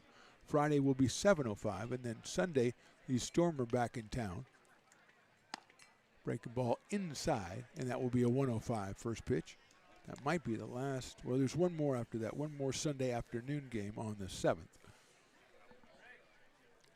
So come on out if you can. If you can, we're right here on Lincoln Potters Baseball Stones Broadcast Networks on YouTube. We thank you for joining us. We urge you to subscribe and be with us all throughout the summer. Check swing, and he did not go. Busy summer plan for the Potters, but all we can get out of Ray or Clifton is it's Clifton's birthday on the 10th of July. So that will be a party. So you might want to get tickets for that just to come out and see the party. But LincolnPotters.com for tickets and information. 2-0 coming up from Santiago. Swing and a miss on a nice fastball. As Santiago has been right around 90 to 92. He hit 93 was his top. As the umpire tells one of the Storm to get back in the dugout. Storm have a really cool logo. It looks like a tornado or something. Haven't you see that? Yeah, we got to get some merch, man. That looked pretty good. Maybe that would look good on a hat. I don't know. Not bad. Not bad at all. That one's cracked foul down the right field line. We'll go 2-2 on Munoz with one out here in the top of inning number 4. Potters with 12 in the first and then 2 in the third on the P. Bland 2-run home run. Jackson Norton with a home run in the first inning. Throw a couple of balls over the left field fence for the Potters tonight. Cooper Smith behind the plate, making his Potters debut. He gets that fastball, but it's outside. It goes full. 3-2 on Munoz. Evan Tavares will be next. The shortstop walked his first time up.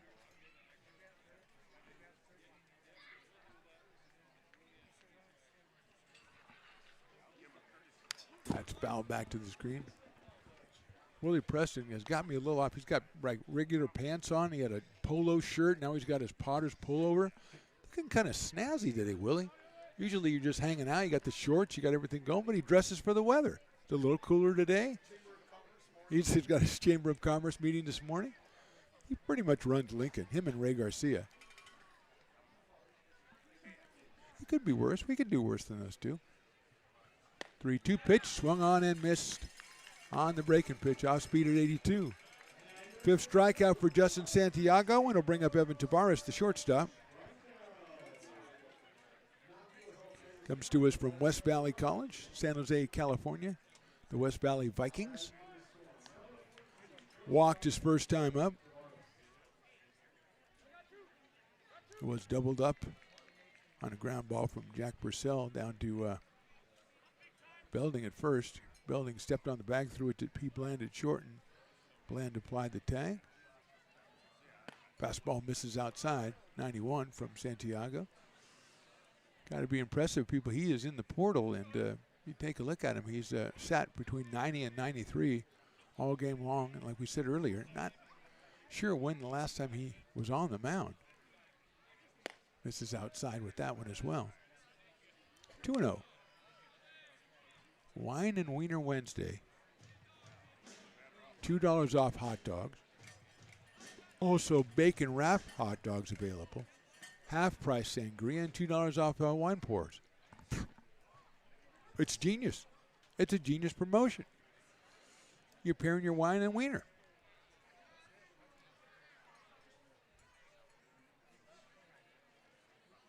Two-0 pitch. Did he go around? I think he did, and the umpire agrees. 2-1.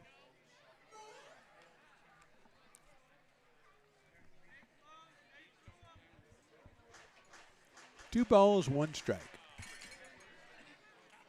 Dominic DeFeo waiting and hoping to get a chance in this inning. And he might, as that one is outside, 3-1. A lot of youth teams here today. Again, the 13 and under Clay City Rattlers are doing today's 50-50. But we had a couple of teams for the Field of Dreams escorting the players out to their defensive positions before the game. Oh, it's a great sight. All the parents with the cameras. 3 balls and 1 strike. Fouled out of play. 3-2.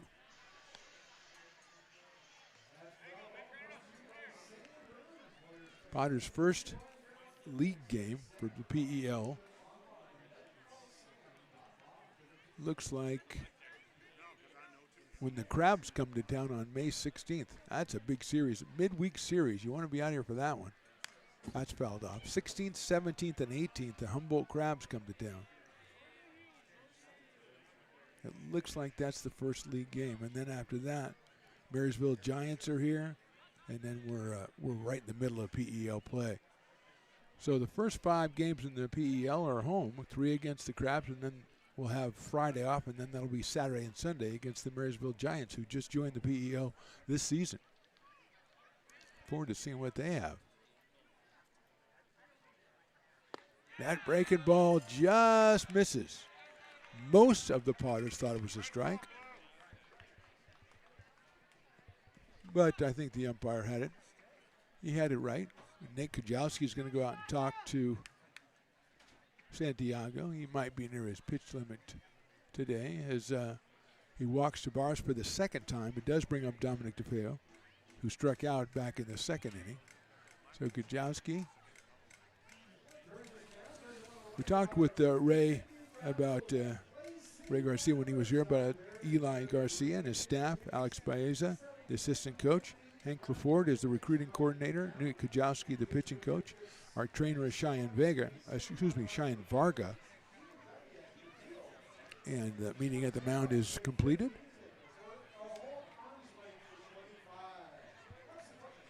And here comes DeFeo. Dominic comes out of Cal Poly Pomona, originally from Palo Alto. Tavares over at first base. 2 outs here in the 4th. Fastball, good looking pitch on the corner for a strike. Activity starting up in the Potters bullpen.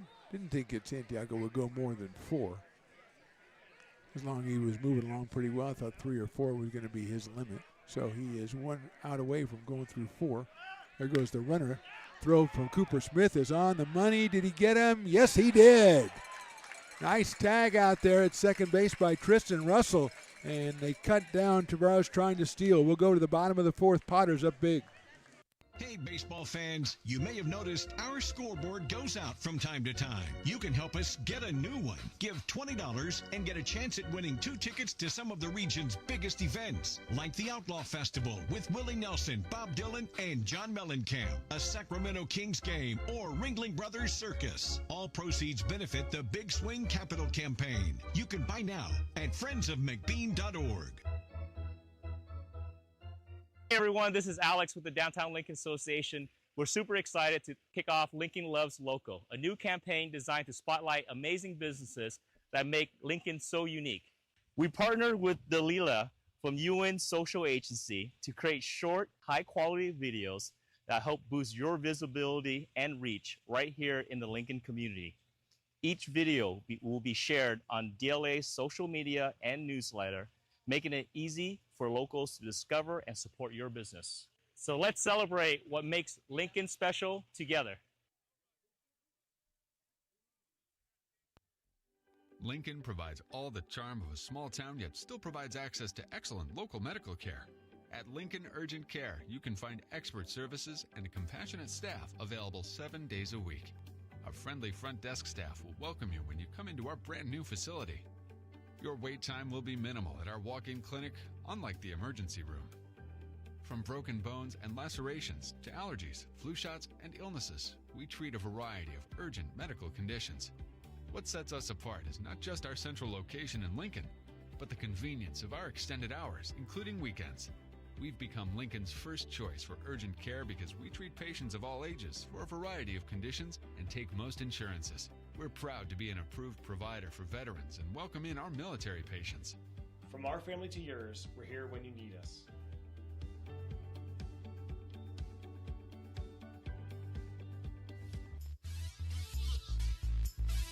Bottom of inning number 4, Barrett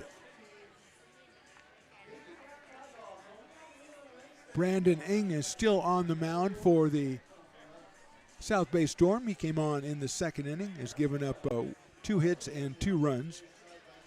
Relieved Terry Baker, who started. And he will face Luke Euler when we get started here in the bottom of the 4th. But the umpire is going to talk to Eli Garcia over at first base. Before that, and to get something straight, we might have substitutions, and I rely on the guys to bring me that information. We do have activity in the bullpen for your Lincoln Potters.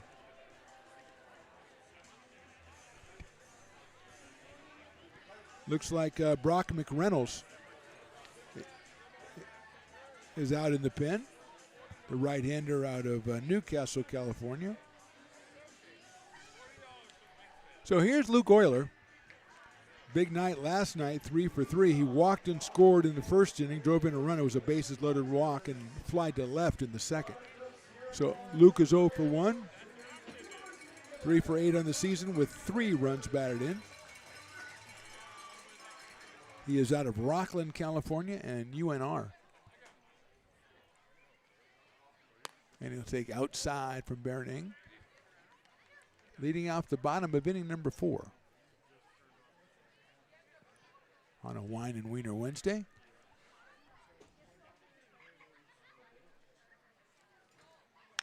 Chop foul down the first base line. Renteria lets it go.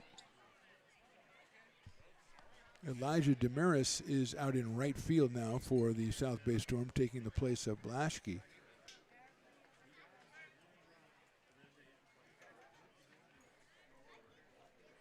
Damaris out of Diablo Valley College.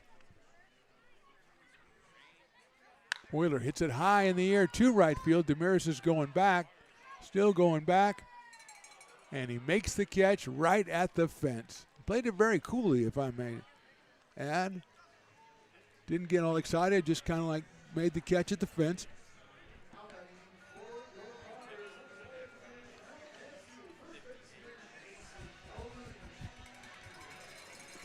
So Euler's out on a fly ball to deep right, and here's Mason Belding. He is singled and flied to right.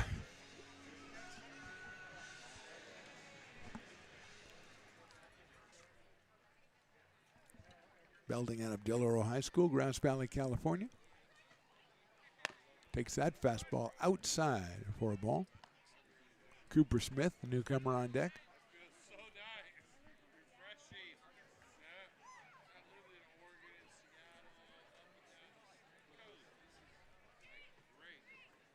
Barrett Ing steps off. He's got Tyler Louie behind the plate. Very ominous pictures you're sending me, Evan, when I look at the field. Looks like we're about to go into the portals of hell. Look out, the bat went one way, the ball went to third. It's going to be tough to get Belding at first, and they're not going to do it. That is a single, and it is a very costly single for the bat. Part of it is at home plate, part of it's over by the dugout. The ball went to third. Purcell came in, and there wasn't much he could do about that. That ball was hit so slowly, and Belding has himself an infield single, and here is Cooper Smith.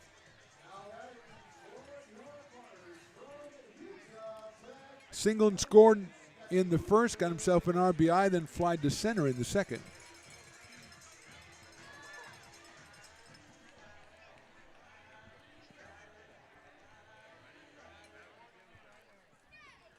So Smith up here, making his debut out of Coeur d'Alene, Idaho. High fly ball again. Short center field. Coming on, and that's going to drop. They had a chance to go to second and get the force and couldn't do it, so it's a single for Smith. First and second and 1 out, and Ethan Groves will make his first appearance at the plate.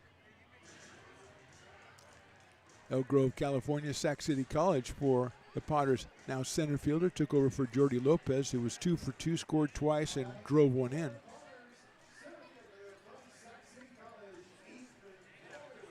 So here's Ethan Groves against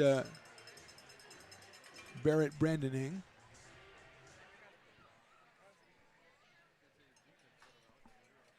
Houlihan playing in deep right center field. He had a long way to go for that one. He just couldn't get there. as the first pitch to Groves is a strike. He's followed by Aiden Dion. Thanks to Ray Garcia for sitting in as the guest in the third inning, bringing us some good tidbits today. Especially since he's the one sometimes who assigns the numbers to people, and he gave Jackson Norton number 24. That's good knowledge right there. Good cowbell from the crowd today as the 1-1 pitch comes in and it's lifted down the left field line. It should get out of play over by the food court, as we call it, with Sabores to Mexico and Fat Cat, Longhorn Lifestyle Beer Can Bar, something like that.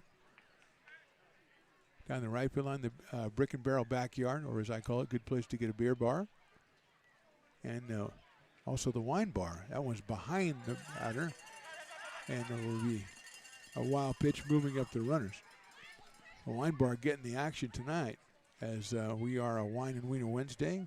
$2 off wine pours and half-price sangria. Wish Sangria Boy would make a return. That would be he should come back on half-price sangria night. Wine and Wiener Wednesdays every year. One of the great interns in Potter history. Named Sangria Boy because basically every time I saw him, he was carrying two of them. Not for him, of course. He was bringing them to patrons. Slice foul. 1-2 on Ethan Groves. We are in the bottom of inning number 4. Potter scored a dozen in the first and 2 in the third. Justin Santiago has shut down the South Bay Storm on just one hit so far, and that was the first batter that he faced. Nolan Houlihan. That's inside. Goes back to the backstop, but no advancement on the bags. That'll run the count to 3 balls and 2 strikes. Groves followed by Dion.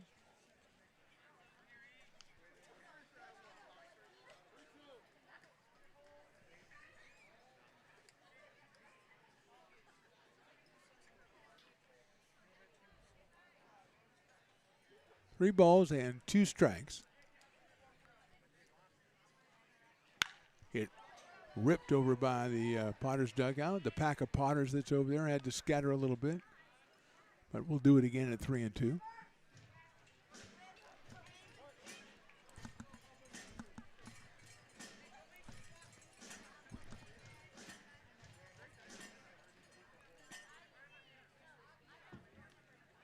That's high, ball 4. Groves grabs the base on balls to load the bags.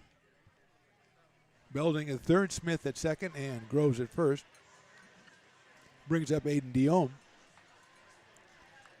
Youngster out of Roseville, headed for the University of Arizona, has doubled. Reached on an error and hit into a fielder's choice. He has scored 3 times, and he has an RBI. His third of the summer. Got the bases loaded here.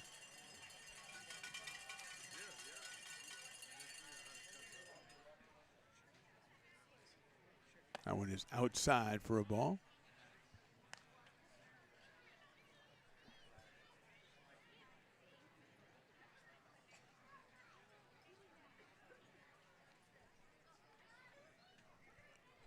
One ball, no strikes.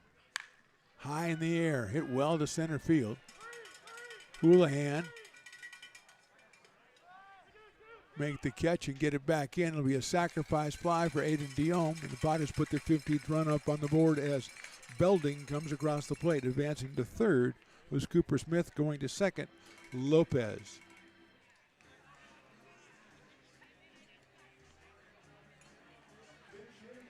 So Jimmy Radler coming up for P. Bland, who was 2 for 3 today. Drove in 5 runs and had a home run. So he's going to take the rest of the game off, and Jimmy Radler will come up to hit for him. Jimmy out of Granite Bay, California, Sims River College. The Nighthawks or the Hawks, either one. I'll take either one.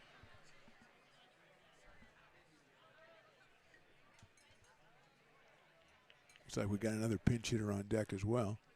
That's in the dirt.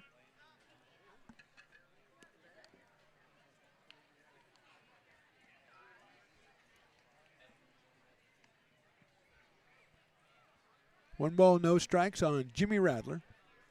Landon Edmonds has come out to hit for Jackson Norton. Rattler takes outside again. Nice block behind the plate by Tyler Louie. Out of City College of San Francisco in Daly City, California.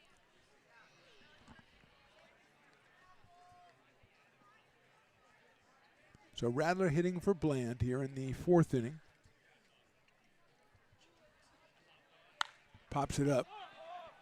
Second baseman, that's DeFeo, will make the catch.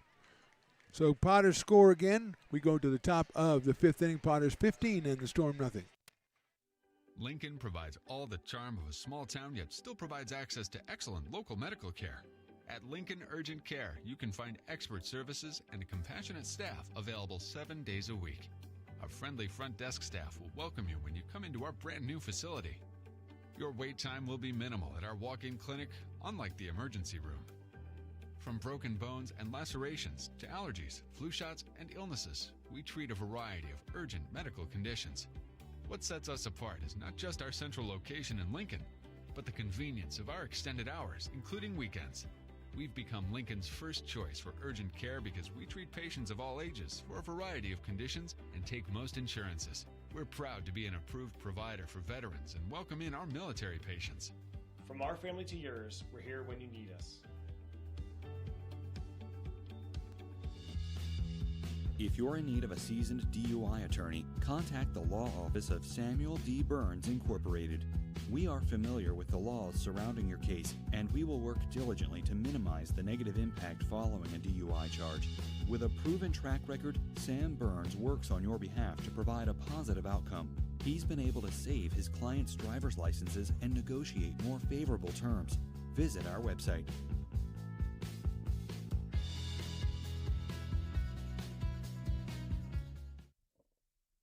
So many local businesses trust Wizix Technology Group when it comes to their office technology. Wizix is a full-service, locally owned company with exceptional service, supplies, and support, which guarantees quick delivery and response times. Copiers, printers, scanners, business phone systems, EV charging, document management, and more. Join the ever-growing list of local businesses and win with Wizix, the largest independent provider in the Valley. Wizix, office technology made easy. Hey, Potters fans, want to keep restoring and renovating historic McBean Stadium? Now you can become a member of Friends of McBean. Annual membership start at $50. Become a member now at friendsofmcbean.org.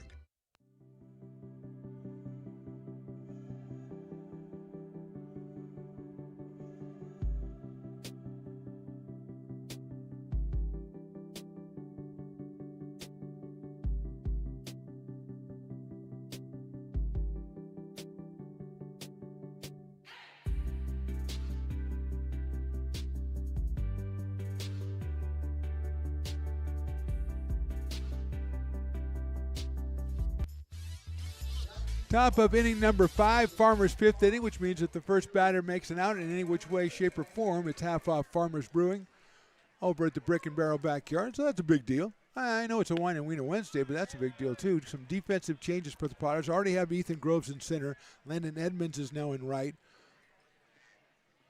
Luke Euler is taken over at shortstop as Jimmy Rattler has moved to third after he hit for P. Bland. So that is the way that looks. And our pitcher is Brock McReynolds out of Newcastle, California, headed for Chico State. The big right-hander is facing Dominic DeFeo, and he is behind 2 balls and no strikes.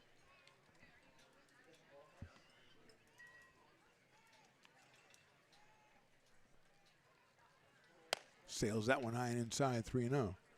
If you look at it at the right angle, I think, Evan, it looks like we're broadcasting from the underworld. And I kind of like that.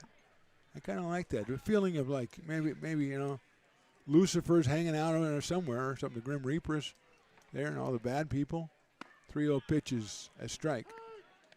I think that's more. I don't think it's a reflection on you. I think it's the weather more than you. It's not you. It's the fact that the Hounds of Hell are all over the place out in the outfield there.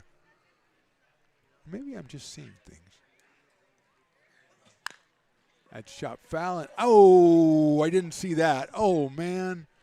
I don't know how to say that. Dominic DeFeo became Dominic DeOw. Gosh, Dom, we feel for you, brother. You got to walk that off. You know, it's one of those things where you take as much time as you want, dude. And I give you a standing ovation. I mean, that was like instantaneous feedback. However you just swung the bat, do not ever swing the bat like that again. That's just my advice. So DeVale showing uncommon courage and valor will return back to the batter's box. You're going to get some PTSD on that. Yeah, that's exactly right, PTSD. High fly ball. It's going to be on the infield, the second baseman. Now it ends up, I think, being the shortstop. What a play by Euler. That was odd. Tristan Russell, who just got back, maybe he doesn't know California anymore, was calling for it all the time, and it just dropped down in Luke Euler's glove. So good thing they put him at shortstop. So he made an out, did Mr. DeFeo, which we still feel for him. And that means that it's half off on Farmers. So if you have some Farmers brew at home or any brew you have at home, go ahead and give yourself half off. As we wait for Jack Burcell to step in. Hit into a double play his first time up. Darius Jenkins is loosening up in the pen for the Potters as Purcell takes what I thought was a pretty good pitch, but the umpire, who's a lot closer than I am, said it's ball one. We have activity also in the bullpen for the South Bay Storm, endeavoring to get that number for you. Purcell lifts one down the left field line. That could be trouble. What a try out there by Radler. It's off his glove, and Purcell has himself a base hit. Oh, what a great try by Jimmy Radler on that one. He was the only guy that had a chance, and he's running straight back Willie Mays style. And it just bounces off of his glove. And Purcell gets only the second hit of the game for the South Bay Storm. He's down at first base with one out, and Jordan Renteria, the first baseman, will be the hitter. Jordan struck out back in the third against Justin Santiago.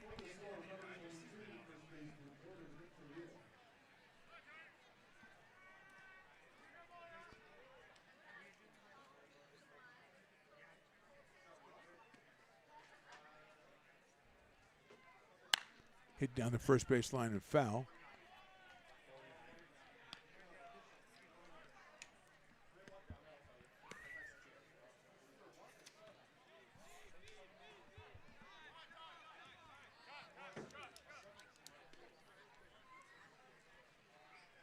Ball coming back in as there's one loose behind the up against the backstop. Tyler Louie steps in to fling it over. Tyler is on deck after Jordan Renteria, who now has no balls and one strike. He's got Burcell down at first base. Outside from Brock McReynolds. Justin Santiago, 4 innings, 1 hit. He walked 2 and struck out 5.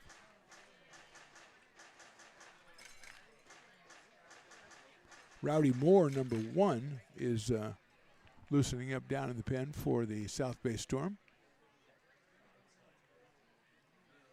Inside and low from Brock McReynolds. 2-1. So Moore warming up for the South Bay Storm. We have Darius Jenkins loosening up for the Potters.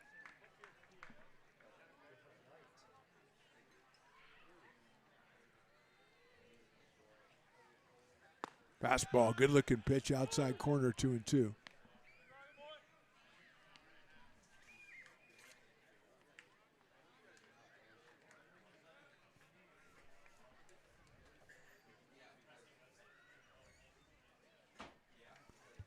Two balls, 2 strikes. Burcell leads. Breaking ball, swung on and missed. Good pitch right there by Brock McReynolds. Gets his first strikeout. 6th for Potters pitchers in the game. And Tyler Louie, the catcher, will come up. Tyler took a call, 3rd strike back in the 3rd inning.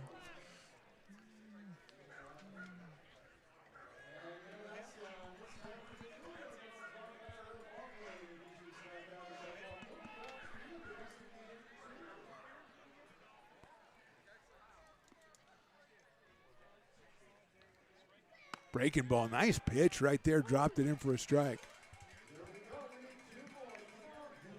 Oh, Tyler Louie, evidently the Dueling Dogs batter. So if he strikes out, it's half off on Dueling Dogs. We've already got Farmers. How many beers do you people want? Lifted foul, and that's one strike closer to. So it's 0-2.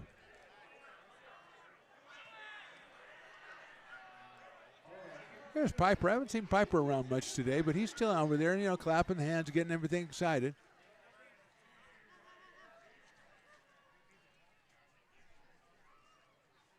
That one's fouled out of play as well. 0-2 on Tyler Louie. Purcell's still down at first base.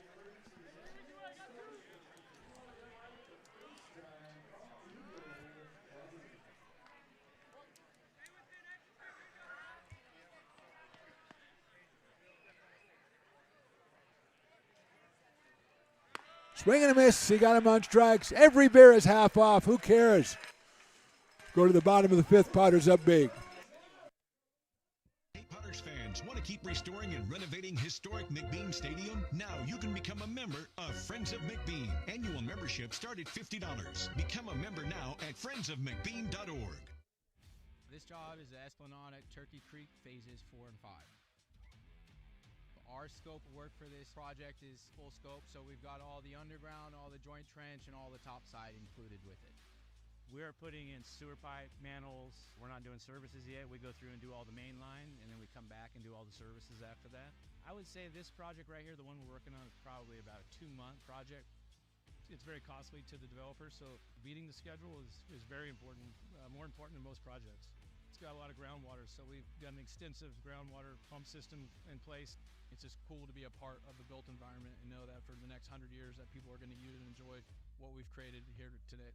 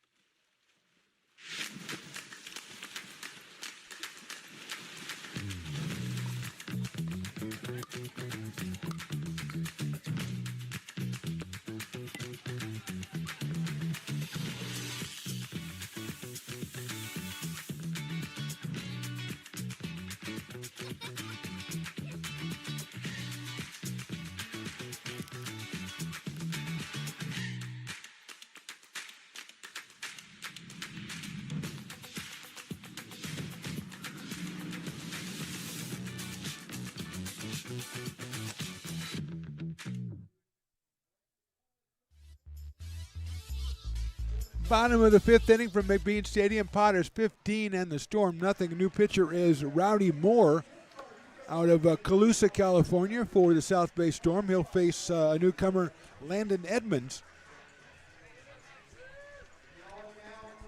We got Ray Garcia. Ray Garcia is crazy. He goes out, he goes, "You want a rock star?" So he gets me a rock star. I don't know. The problem is he's a rock star from like when I was, I knew the rock scene before he was born. That's the problem, He knows. That's cool. It's all good. Go ahead and sit down. Tim, right? Tim, sit down, man. How you doing? The guitarist for Evanescence, right? That's fantastic. Sit down. Put some headphones on. Tell me why in the world is the guitarist for Evanescence at the Lincoln Potters game? Is that? That's a fair question, right? It is a fair question. My 10-year-old son plays for the Mighty Little League, and they're doing the Field of Dreams today. Whoa! Right. Nice. So I have never been to a Potters game. He's right there, right there, number 5, sitting in the front seat. Oh, right there. He's got the good seat. You got the good seats down there. Sure did. But I've never been to a Potters game. It's the first time. It's a lot of fun. It's really cool. It's a community event. We're having a blast, man. And, so, are you a Roseville guy then? I was born in Sacramento, and then moved to Roseville when I was 5 years old, I believe. Wow. And then I lived in Roseville through high school, graduated high school, moved back to Sacramento. After that, kind of lived all over the world. And, yeah, I guess so, yeah. And is this going out to This is going on. Yeah, I mean, yeah, it's going on. Well, it's going on YouTube. Yeah, Oh, see, okay. there's the pictures right there. Okay. You can look right there. There's the pictures. Yeah. Sweet. So I think you probably played a little more than the audience you're going to get today. But yeah, but I don't know if they. Yes. I don't know if they wanted to listen to you talk about baseball. That's not your thing. Right. Yeah. So, I mean, I'm not going out. What's that? No. We're not going over the loudspeakers. We're going over the YouTube. Gotcha. Yeah. So, yeah. You know, my whole life I wanted to be a baseball player, and it didn't work out. So I started playing. Roseville High School? Did you go to Oakmont High School? Oakmont, okay. Yeah. The Vikings, okay, great. Yeah. Right. So I stopped playing around 14, 15, and then picked up a guitar instead. And over the years, made a decent enough name for myself, where I ended up in one of the biggest rock bands in the world. Yeah, well, I'm being very honest with you. I worked on a rock station, but it was in the 90s. So it was Which a little one? while ago. It was 98 Rock here. Of course. Yeah. So I worked there, and I was a grunge. So we were grunge. That was the grunge era. Yeah, we started in 91. So I yeah. had a single on 98 Rock back when I was 22 years old. Yeah. Now, not in Evanescence, a different band. But I different thought local I band. just heard. Didn't you just come out with a new song? I thought I just heard an Evanescence song on 98 Rock. About a month yeah, ago. that's what I thought. That's crazy. I just heard it on there. Yeah. New record coming out on June 5th. So how did you go, or what? Were there any local bands like people would know around here that we played in when you were in Roseville? Maybe. You go play like at the in the boardwalk and stuff like that. All the time. Yeah. I used to play guitar for a band called The Revolution Smile, who had a I don't know, a moderate hit on Quad and 98 Rock back in like 2002, 2003, around there. And from then is where I ended up meeting Evanescence and Amy. Yeah. And 21 years later, here I am. That's nuts. Yeah. That's crazy. Been a while. Yeah, it had 21 years. Carson Moore is the batter. He takes outside. Well, I wish we'd have brought you a little more competitive game for your boy to come out and check out. It's a lot of fun. But it's just, I mean, this is great. I mean, this is only the fourth game of the season, and this community supports this team so much. It's so great to see. Now that you know we're here, you got to come back out and check out a couple games once the season starts out. Moore rips one into right center field. What do you think, Tim? That's out of here. It's gone. Beautiful. That's fantastic. You heard it. I mean, wait till Carson Moore finds out that it was a rock star. I have always wanted to do that. You I can't did believe that just happened. Dude, you killed it. You absolutely killed it. Carson Moore with the home run, as announced by Tim McCord. That was great. That was fantastic. So now look at this. You've only done 2 batters. You've already fulfilled your lifelong ambition. Hey, man. I guess I can retire now. So that's it. You said you had a song that you just brought out a couple of months ago. So are we touring? Is that what we're doing? Or? The tour starts, I think the first show is June 11th, somewhere in, I think it's West Palm Beach, Florida. Okay. I think so. And then it'll be a month across the United States. After that, it'll be a month across Europe. And then I'm home for about a month. And then after that, it's I'm pretty much gone the rest of the year all over the globe. When are you guys playing around here at the end of the tour or anything? The closest show to here is going to be July, I think 22nd at Shoreline Amphitheater. Yeah, you're not expected to know your entire itinerary. I know you just know basically where you got people to tell you where to go. I'm sure. Normally, I don't know any of it, but if it's local and I've got family and friends coming to it, then I'll remember those ones. Yeah, absolutely. Ethan Johnson is the hitter. I'm still jazzed that you got a home run call. Yeah, that's awesome. You didn't even know what was going on, and yours is better than mine. I mean, I grew up watching, Hank Greenwald and Kruk and Kipe and all that, and I can't believe I just got to call that home run. That was awesome. That was Carson Moore. Well, good for you, Moore. Johnson hits one to left. Or I was going to think maybe we'll get another one, but it drops in front of our left. In. Yeah. Yeah, after you call a home run, calling a single is just not the same thing. Right. So how far? You said you wanted to be a baseball player when you were growing up in Roseville. Yeah. So how you played high school and that was it, or what happened? Freshman year, I topped out. That was it. Well, I didn't know it at the time, but I needed glasses. Oh, that's so funny. And it was my son was the same it was way. a gradual yeah, decline, it's funny. right? And Not so that you needed glasses. It's not funny, but it's so funny that you said that. Well, I just, I thought that I had lost my touch. I couldn't track the ball anymore, and I was just like, man, I lost the magic, so I stopped playing. Oh, man. Turns out all I needed was some contact lenses. Yep. He's sitting there. My son was playing Little League, and he was like, you watch the kid, and they're on the ball the whole way, just not making contact, but they're doing everything perfectly. I'm like, I cannot figure out what's going on. And then I remembered that he wears glasses in class, and I'm like, well, you sit in the back of the classroom. It's the same distance as from home to first as in the classroom. And so, son, he started wearing glasses. And with kids, I mean, you're a little older, but the kids, sometimes they won't wear them anyway because they don't want to get teased. As soon as he started wearing glasses, he started, putting a couple of base hits out there. Right, exactly. I mean, he didn't make the majors, but it made the Little League a little bit more enjoyable. Sure. So it's too bad that you didn't catch that. No, I lost heart there, but I never lost love for the game. That's great. That's fantastic. Luke Euler is the batter right now. I want you to call another home run. Swings and misses. Now, how are you on swings and misses? You got. Well, is that part of your game? Is that, he got a piece. There you go. A little vernacular. You got a piece. Yeah. He's just kind of trudging back to the dugout on that one. Yeah. That it hurts a little bit. It does hurt a little bit. You get a piece, catcher holds on to it. You put almost a decent enough swing on it, and you're still out. Well, it's tough, too, when your team is winning big like this, and you don't want to be a guy making it out because everybody's enjoying. We just got a guy with a home run. I think we've had 3 tonight, which I wish you could have called the other 2 now that I mean, maybe I should be up here all the time. I don't think that's a bad idea, to be honest with you, except I would be out of a job. There's a check swing. Pitcher gets it routing more over to first base. That's a very nice play right there to get him at first, and the inning is over. Hey, can you stay around for another half inning? Maybe. I mean, my wife and kid are down there. Okay, I'm sorry. I don't want to impose. We've got to, kind of hit the road here in the next 10 Tim, minutes. It's been a pleasure, man. Thanks so much for coming by, and I'm sure glad you got. We can find that call for you, and we'll send it to you so you have that all right. call. All right. I mean, I don't know. Was I enthusiastic enough? Well, let's ask Evan. Evan's the one who. There he goes. Good. Evan knows, and he went to Bella Vista, so he knows everything. Fantastic. Tim McCord, thanks very much. We'll go to the top of the 6th. Potters on top, 15-0.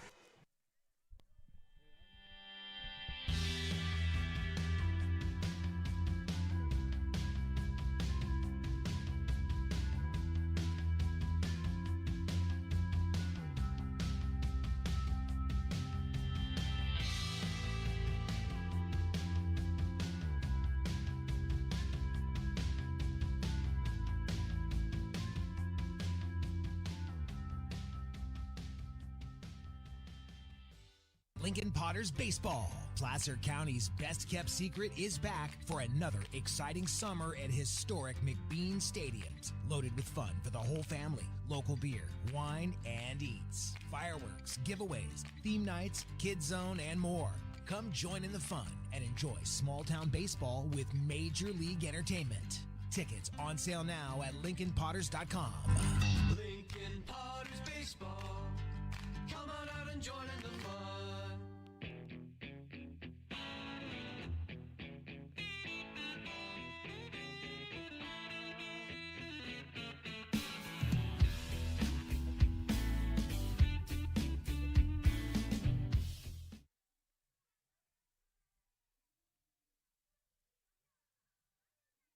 Potters fans, want to keep restoring and renovating historic McBean Stadium? Now you can become a member of Friends of McBean. Annual membership start at $50. Become a member now at friendsofmcbean.org.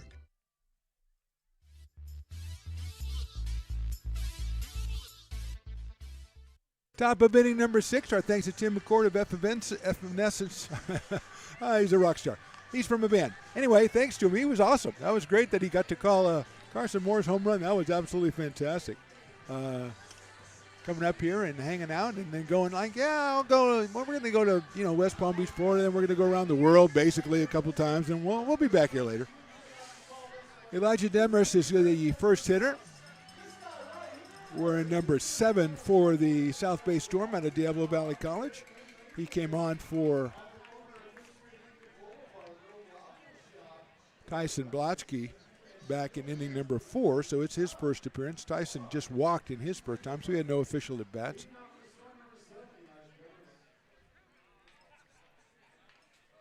Darius Jenkins on the mound, the third Potters pitcher out of Sac City College, the left-hander, making his second appearance of the season.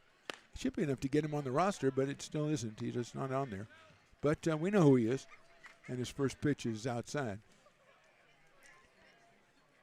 So Brock McReynolds, 1 hit, 2 strikeouts, no runs.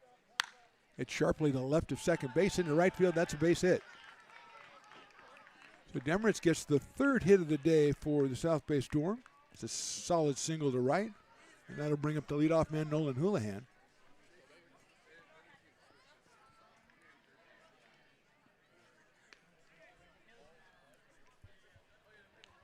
It looks like Isaiah Herrera. Oh, no, that's Houlihan. Isaiah Herrera. Let's see. Oh, wait a minute.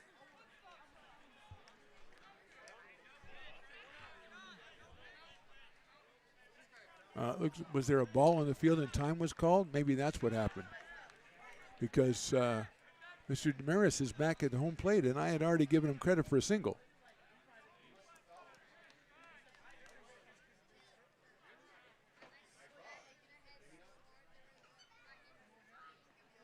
My only Willie doesn't know. I don't know. The guys don't know. I've got to think that maybe somebody called timeout for some reason before the pitch, and that's why the hit was taken away. Usually my guy Stones will figure this out for me. I'm sure he's at home watching, and he probably still knows, even though he's not here. He probably still knows what's going on. By the way, I did hear from Stones. He said, we were talking about Jackson Henderson, calling him Big Country, and he says his grandmother, he said, Grandma just chimed in to say they call him Hendo. I don't know how she would know that, but let's go with it. Damaris chops it down to third base. Rattler on a hop, guns it across the diamond, can't handle the throw at first. And safe is Damaris. I already wrote a single down, so I'm going to give him a single. So it makes it for a cleaner scorebook. And here is Isaiah Herrera, number 6, is batting for Houlihan.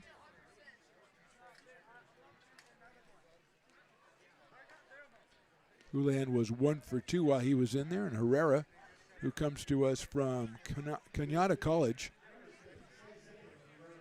So he will be the hitter with a runner at first and nobody out here in the 6th inning.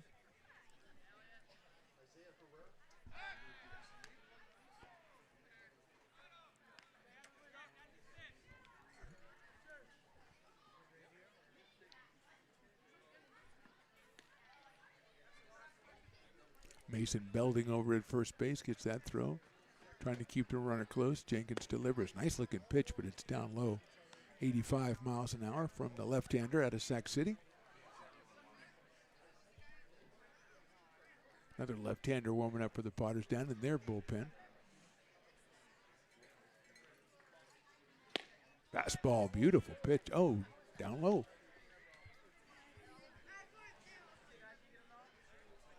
Two and 0. Right at 86 for Jenkins.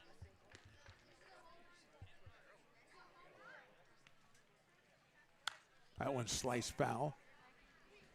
Down the right side. 2 balls, 1 strike on Herrera. Potters will take tomorrow off. And then Friday and Saturday, we've got the Chico Lone Wolves coming in. 7:05 on Friday, 6:05 on Saturday. It is fireworks.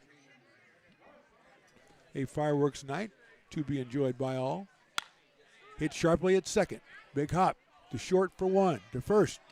Did they get it? They got it. Double play Potters. That was Russell to Euler to Belding. Looks like that's Landon Plowd out there in right field in the bullpen warming up. As Nicholas Feisenmeyer will be the hitter.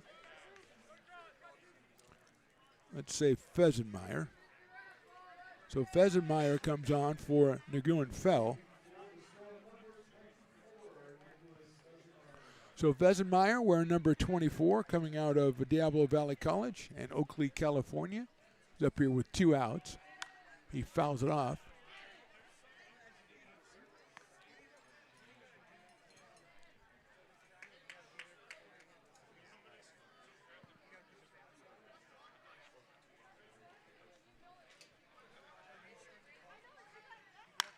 Line drive, but that's foul. Watch out. pack of Potters down the right field line.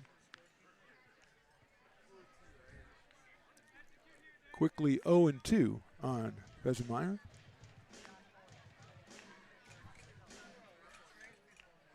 South Bay Storm are back here on Sunday at 1:05. Wrap up a busy weekend of baseball.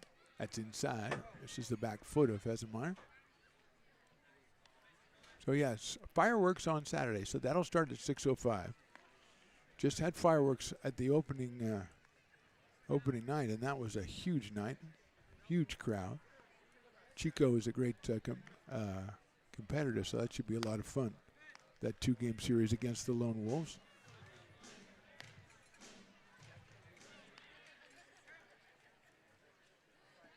Next weekend, the 5th and 6th and 7th will be the AE Express will be the opponents for your Potters. A couple of 7:05s and a 1:05 in that series. Jenkins taking his time, taking too long, according to the umpire, who's been very patient with everybody tonight. Hasn't warned a lot of people, but he's been very patient. There is a loosening up going on in the bullpen for the Storm. Chopper out towards second. Russell to first for the out. Good inning for Jenkins. We go to the bottom of the 6th. Potters 16-0 over the Storm.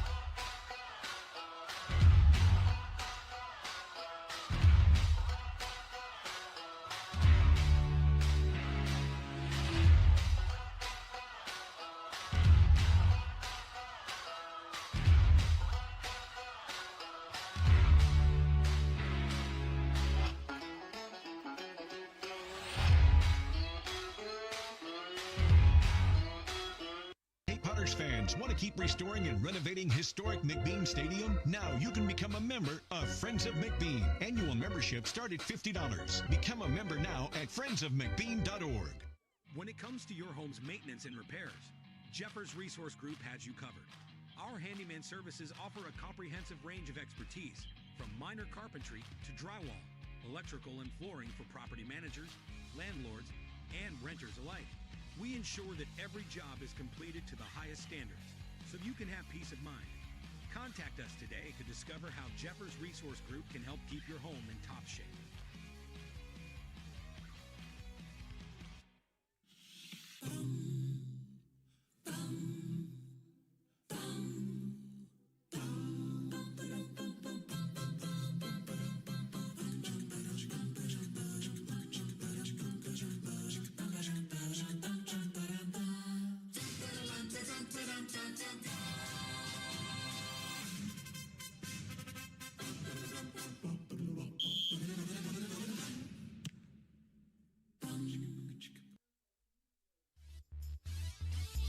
We move along to the bottom of inning number 6. Mark DeFenlo along with Evan, and Luke Stoutwalker has been sitting around today, so he's eating ice cream now. He was eating pizza before, so that's how I tell. I don't know what the innings is, and 3rd inning, 4th inning. I just go, okay, he's got an entree, so it's early. Now he's got his dessert, so it's moving on in the game. So that's how I know. Cooper Smith is the batter. Single fly out for Cooper in his first appearance here. Rowdy Moore back out on the mound for the South City Storm, or South Bay Storm. I think South City Storm sounds pretty good.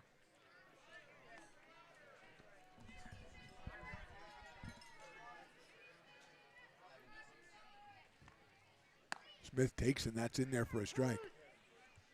1-1 on Cooper out of Coeur d'Alene, Idaho, and Utah Tech University.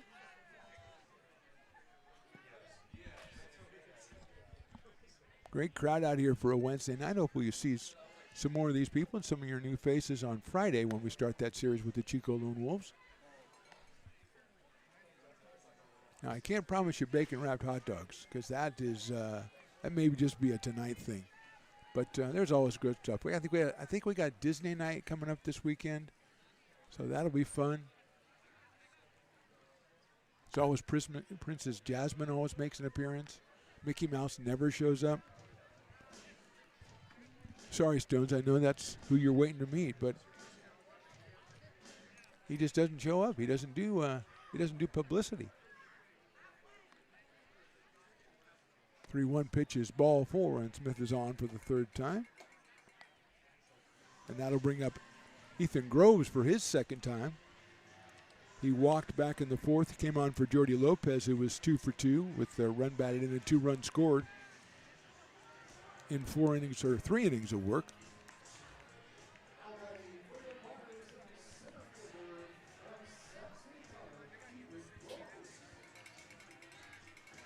Looks like Ryan Jackson is on deck to hit for Aiden Diome. 1 ball on Ethan Groves.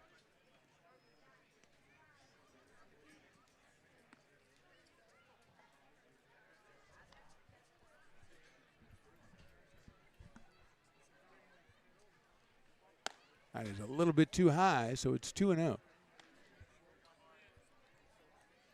We do have another arm warming up in the pen for the South Bay Storm. As Moore working on his set. Baker started, then Brandon Ing, and now Moore. Fouled out of play by Ethan Groves.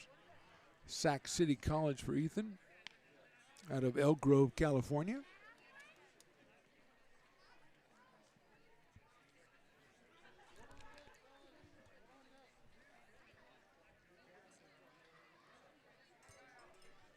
Maxwell Silicani out of City College of San Francisco is warming up. That is the right-hander down in the pen for the Storm. 2-1 to Groves. Short lead at first by Smith. Line drive, left center field, down for a base hit. Smith around second, he'll head to third. It's cut off by the left fielder.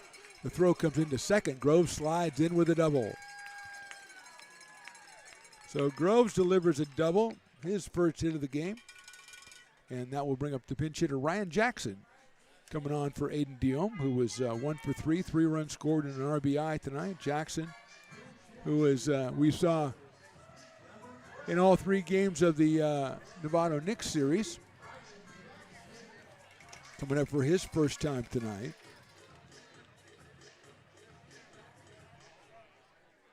He is 3 for 11 on the season so far.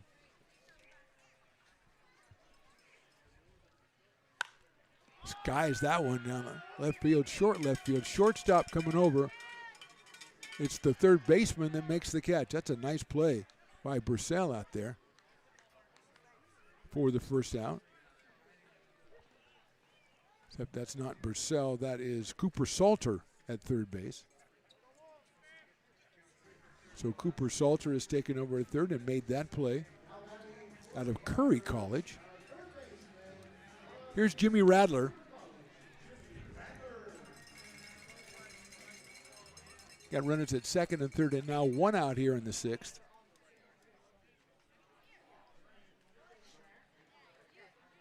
Radler takes a strike.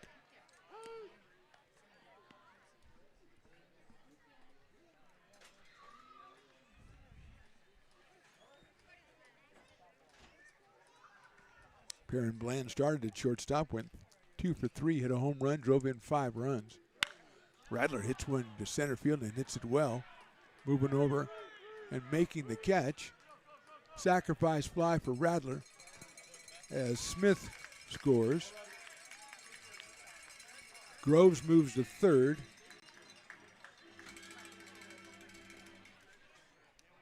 That is Herrera out in center field who makes the play. For 2 outs, run in. And here's Landon Edmonds for his second time. Landon grounded out to first back in the 5th inning. He came on for Jackson Norton, who was 2 for 3. He also had a home run tonight. Oh, here's Edmonds out of Sneed State, Franklin, Tennessee, for Landon Edmonds. Takes a strike.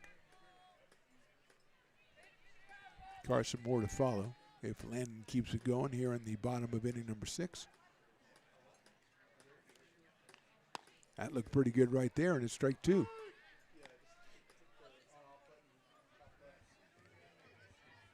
Oh, and 2. We've got a time called here. The 13U Clay City Rattlers trying to get that last dollar. It's the last call for 50-50. 0-2 now, coming up to Edmonds. In the dirt, nice block behind the plate by a new catcher.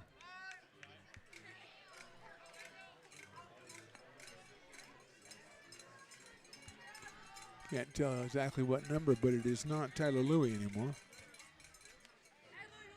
1-2 to Edmonds.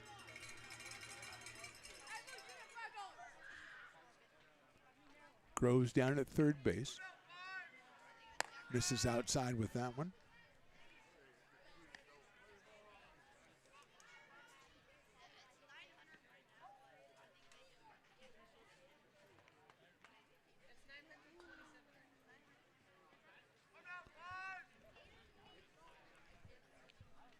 Rowdy Moore on the mound for the Storm. He delivers it high at 76 miles an hour.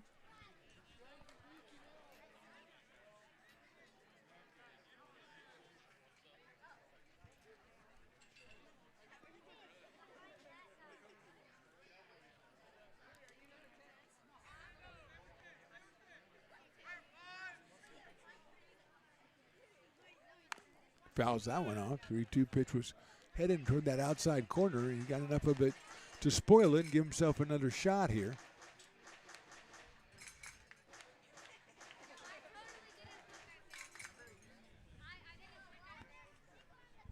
One run in here in the 6th inning on the sacrifice fly by Jimmy Rattler. Swing and a miss. He got him on strikes. So the Potters put one more up on the board. We go to the 7th, 17-0 Potters. Hey, baseball fans, you may have noticed our scoreboard goes out from time to time. You can help us get a new one. Give $20 and get a chance at winning 2 tickets to some of the region's biggest events, like the Outlaw Festival with Willie Nelson, Bob Dylan, and John Mellencamp, a Sacramento Kings game, or Ringling Brothers Circus. All proceeds benefit the Big Swing Capital Campaign. You can buy now at friendsofmcbean.org. Hey everyone, this is Alex with the Downtown Lincoln Association. We're super excited to kick off Lincoln Loves Local, a new campaign designed to spotlight amazing businesses that make Lincoln so unique. We partnered with Dalila from UN Social Agency to create short, high-quality videos that help boost your visibility and reach right here in the Lincoln community. Each video will be shared on DLA's social media and newsletter, making it easy for locals to discover and support your business. So let's celebrate what makes Lincoln special together. Hey, Potters fans, want to keep restoring and renovating historic McBean Stadium? Now you can become a member of Friends of McBean. Annual membership start at $50. Become a member now at friendsofmcbean.org. This job is the Esplanade Turkey Creek phases 4 and 5. Our scope of work for this project is full scope, so we've got all the underground, all the joint trench, and all the top side included with it. We're putting in sewer pipe, manholes. We're not doing services yet. We go through and do all the main line, and then we come back and do all the services after that. I would say this project right here, the one we're working on, is probably about a 2-month project. It's very costly to the developer, so beating the schedule is very important, more important than most projects. It's got a lot of groundwater, so we've got an extensive groundwater pump system in place. It's just cool to be a part of the built environment and know that for the next 100 years that people are going to use and enjoy what we've created here today.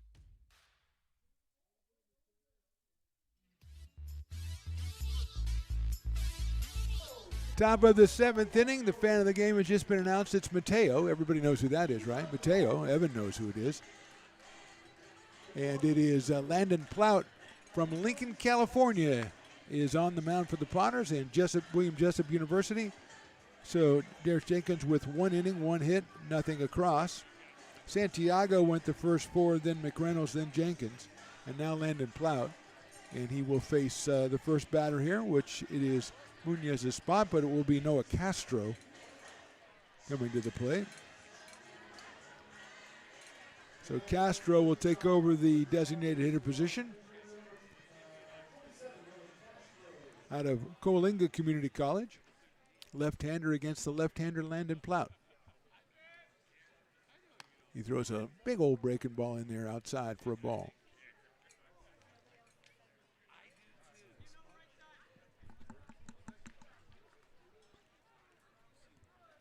Should be followed by Tavares and DeFeo if form holds. Plout delivers the outside pitch, and it's outside. 2-0. Potters put 12 up on the board in the first inning, pretty much decided things. They've added a couple here, a couple there, 17-0. Home runs from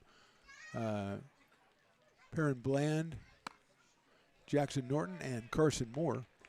Our thanks to our guest today, Ray Garcia, of course, the unofficial mayor of Lincoln. Tim McCord, guitarist for Effervescence, who just dropped in because his son was part of the Field of Dreams, and what a delight getting to meet him, and he got to call Carson Moore's home run, unbeknownst to anybody, and it was a good moment.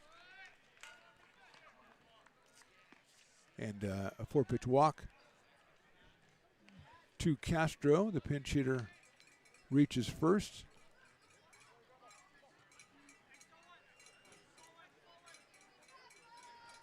And that should bring up Tavares. That's Carlos Santiago Perez. So it's Perez taking over for Tavares. Evan had 2 walks in the game, so no official at-bats while he was in there. And here's Perez. He takes on the inside corner for a strike. Carlos is from Coalinga Community College also, out of Antioch, California. He's got his Coalinga teammate Castro down at first base. Nobody out here in the 7th. That one just misses the same inside corner, so it's 1 ball and 1 strike.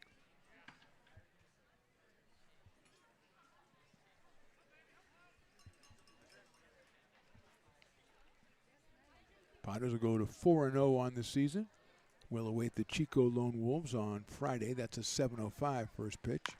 There's a chopper foul over toward the Potters dugout. And then remember, Saturday is another fireworks night, 6:05. No one puts on the fireworks like the Potters. Every night it's packed in here for fireworks night because the fireworks are good. People come back. They want to see them again. Sure, we'll have. I think that's when. I think Disney night is Saturday as well. So a lot going on Saturday night. That's down low, gets away, and going to second will be Castro. Counts even, 2-2 now on Carlos Santiago Perez.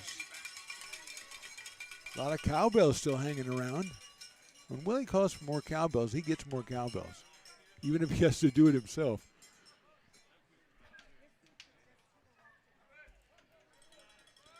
Two and two now on the pinch hitter.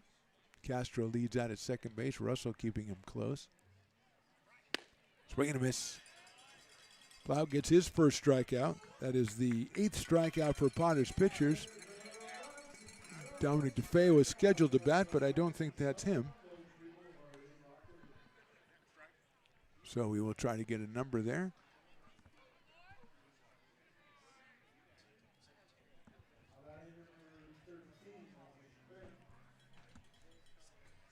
It's number 17, William Ramirez. So Ramirez is up instead of DeFeo.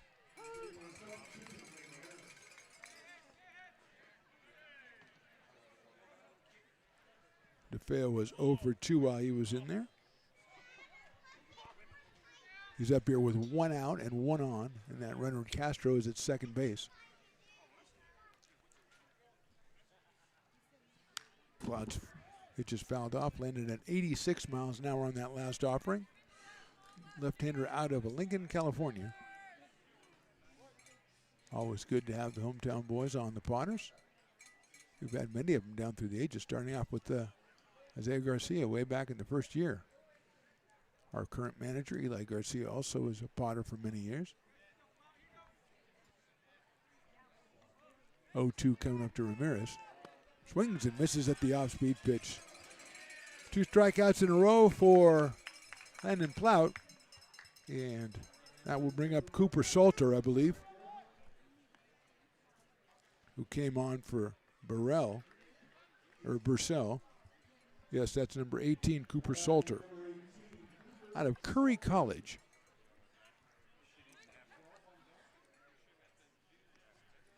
Purcell was 1 for 2 while he was in there. That's a nice looking pitch on the inside corner for a strike. I think that's Andre Scott Moretti on deck to bat for Renteria if the spot comes up.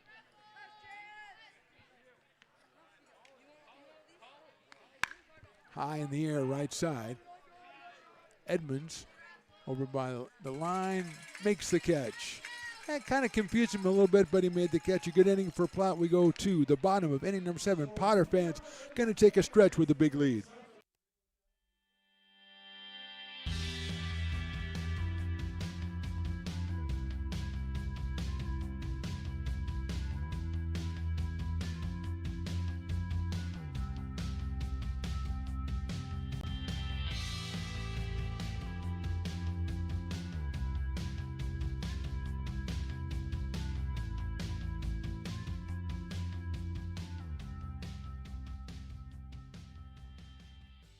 Lincoln Potters Baseball. Placer County's best kept secret is back for another exciting summer at historic McBean Stadiums. Loaded with fun for the whole family, local beer, wine, and eats. Fireworks, giveaways, theme nights, kids zone, and more. Come join in the fun and enjoy small town baseball with Major League Entertainment. Tickets on sale now at LincolnPotters.com. Lincoln Potters Baseball. Come on out and join in the fun. American River College is a top-tier community college sports program that provides student athletes with the opportunity to thrive both athletically and academically. ARC Athletics is currently ranked 5th in the state and 2nd in Northern California. With over 19 sports programs, our athletes compete with the region's best athletes. Our diverse and dedicated coaching staff helps athletes develop the skills necessary to compete at the next level. Start your community college athletics journey with us. American River College, Sacramento's best athletic program. Go Beavers.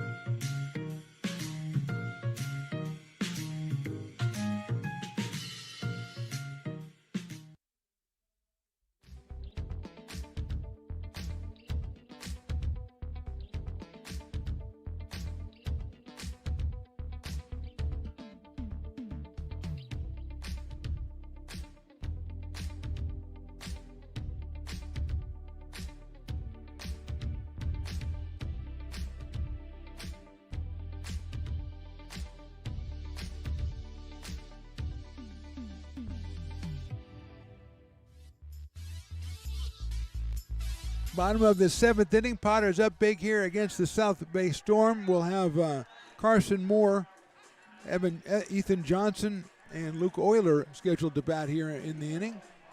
Carson Moore, who came up in the 5th inning and hit a home run, while Tim McCord from Effervescence was our guest, and Tim called a great home run call, and Carson will has that going for him, which is nice. So he is 1 for 1 with a home run. He's on for Tristan Russell, who was 2 for 3 while he was in there. Moore batting from the left side against the new pitcher, Maxwell Silicani. And trying to put together the defensive alignment for the Storm. Doing what we can here. And we have Fesenmeyer in left, Herrera in center, Damaris in right. Salter at third, Perez at short, Ramirez at second. And we think Andre Scott Moretti has taken over at first, and behind the plate, Joseph Prieto. On the mound is Silicani, and he delivers It is now 2-0.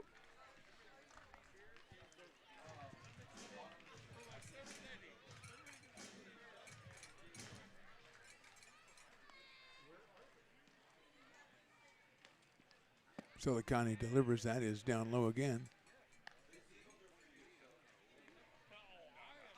3 balls, no strikes.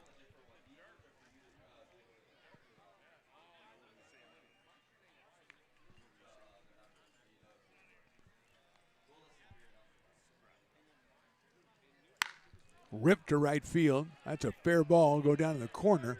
Moore rounds first, headed for second. He might be thinking about 3. He's going to pull in and take it easy at 2. So Carson Moore continues this hot streak. He's got himself 2 hits tonight, a home run and a double. And let's see, that is going to bring up number 16. That's Dawson Raddick in the DH spot. So batting for Ethan Johnson, who is batting for Jackson Henderson. And Dawson Raddick is at the plate. Out of Gretna, Nebraska, and I hope the Gretna fans probably going, wait a minute, Dawson doesn't bat. The whole city knows about him, obviously, Evan. But let's see if he has earned this trip to the plate. Let's see how he does. What's your bet? And what do you got? Evan says he's going to get a double. Well, he fouled that one down the third base line. He made good contact. There you go. He's up there swinging. He heard what you said. I like that. 0-1 on Dawson. I call him D-Rad. I mean, I don't know if it'll catch on. I'll think about it.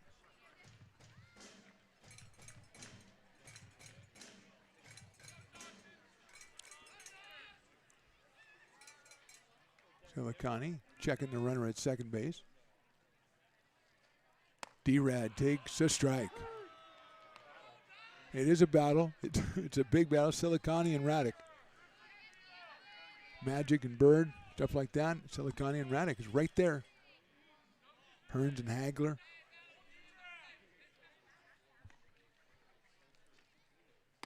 Check swing. Oh, come on up. You're kidding me. D-Rad. Nice job, Evan. Well, Luke Euler's coming to the plate to try to get that taste out of our mouth. That was terrible. Umpire just has it all in for Raddick. I put none of the blame on Dawson. Euler has walked. He's flied out twice and struck out. So Luke 0 for 3 tonight. Scored a run and got an RBI back in the first inning. Swings and fouls that one at the plate. 0-1. Mason Belding on deck.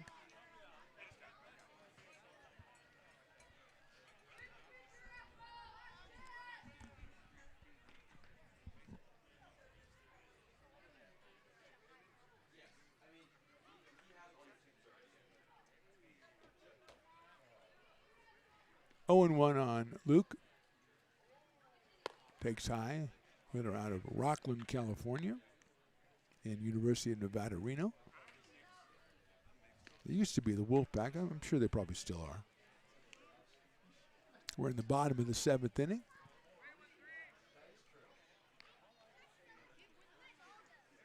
Out here at McBean Stadium. That is down in the dirt. Nice block by Prieto behind the plate.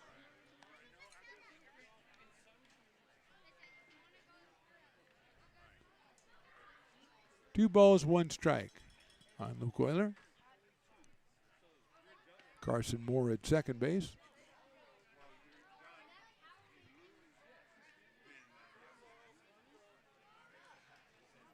Time called by the umpire. Had some lights blinking right behind center field out there. I don't know if that's why he called timeout, but that was going on. 2-1 from Silicani. Sails outside, 3-1. We'll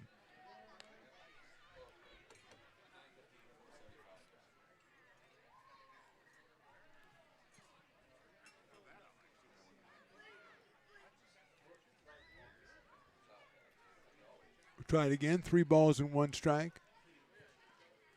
Euler takes strike 2. He got about 6 steps down the line there before the umpire calls him back.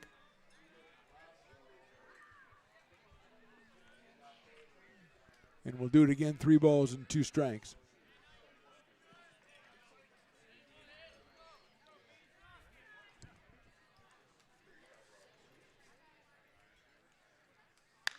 Fouls it off down the left field line over the food court down there. Umpire says, you know, it'd be nice to have a couple of baseballs out here. Or no, actually, he's going to talk about something else with manager Eli Garcia. Maybe he is mentioning that in passing.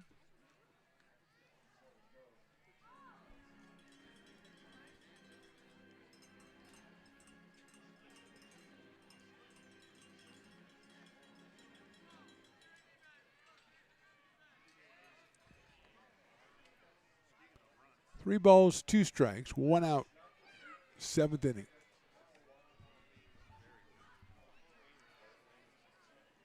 And that is inside, ball 4. Euler goes down to first, puts runners at first and second, sets it up for Mason Belding, who is 2 for 4 with a couple of runs batted in and a couple of runs scored tonight. The catcher out of Del Oro High School in Grass Valley, California, stepping on in with 1 out.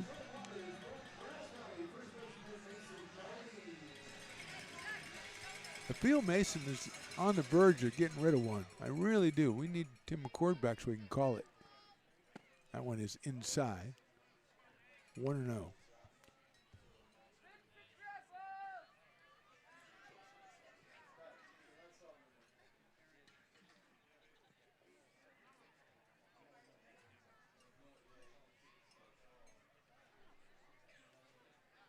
Swings and misses on a breaking ball. Fouls into the catcher's glove. Same result, 1 ball, 1 strike on Mason Belding.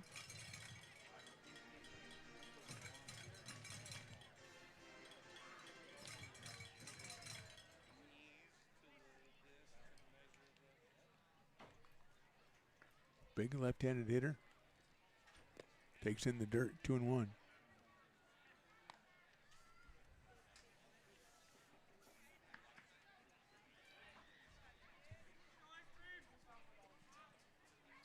The Clay City Rattlers are about to divide up their 50-50, so they've got some of the Rattlers. They got the green jerseys. I don't know if I'm a big fan of those. Belding takes inside corner, call strike 2. I'm sure they don't really care what I think. They'll raise a pretty penny out here from a great crowd on a Wednesday night. Probably help them fund some tournaments. 13U, the Clay City Rattlers. They're a new team, just started. Belding swings and misses. Did he foul it off? No, he did not, according to the umpire. Second strikeout of the inning for Silicani. Still with runners in first and second, and he'll bring up the new guy, Cooper Smith, who has a couple of singles and a walk, and he scored twice here in his debut from Coeur d'Alene, Idaho. And Utah Tech University, the Utah Tech Trailblazers, as we found out from our research assistant, Evan. Actually, he's just our researcher. He's not an assistant because he's the only guy that looks stuff up. No, I know Chris Toy's kind of a good researcher too, so I got to give him his credit. Smith takes the ball. Actually, research just means looking up mascots. I mean, it's not really tough. You're not burning the midnight oil, really, you know. Although tonight you might be. That's a good-looking pitch, huh? Yes, it is. Thank you, Phantom. 1-1.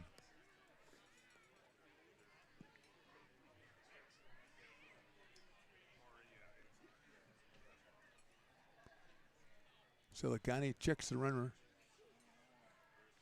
I wouldn't check him at first. I'd check the one at second. That's just me, though. Inside. Moves Smith off the plate. Cooper now giving us 3 catchers. Mason Belding is playing first. Ethan Johnson, who we saw in a pinch hitting role earlier, and Cooper Smith.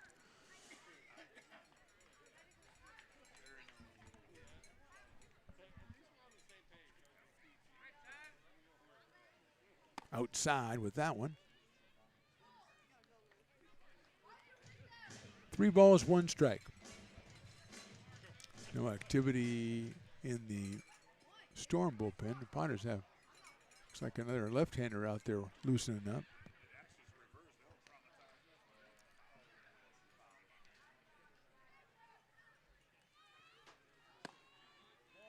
Check swing, and that's ball 4. That'll load him up for Ethan Groves, as the Storm manager is going to go out and check things over with his pitcher.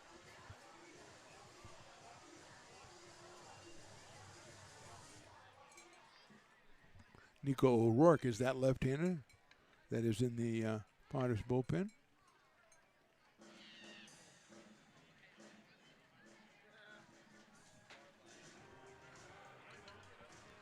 And the meeting is over. The bases are loaded, and Groves at the plate. Ethan has a walk and a double since coming on for Jordy Lopez, way back in the 4th inning.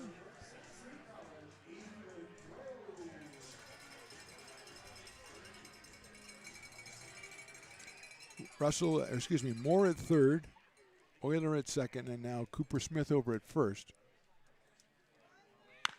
Chopper, pitcher can't get it. It's going to be a tough play for the shortstop. Throws to 1st, and he did not get him. Groves beats it out, gets himself an infield single and an RBI. Potter's 18th run is across the plate. Moving up is Euler, moving up is Smith, and that'll bring up Ryan Jackson for his 2nd time. He popped to 3rd his 1st time, came on for Aiden Dion back in inning number 6. Good play by Perez at shortstop, did all he could do on that one, and Groves just too fast, hitting from the left side of the plate, and a lot of foot speed for Ethan. And he gets himself the RBI. That sails outside on Ryan Jackson out of El Cajon, California, and San Diego State University.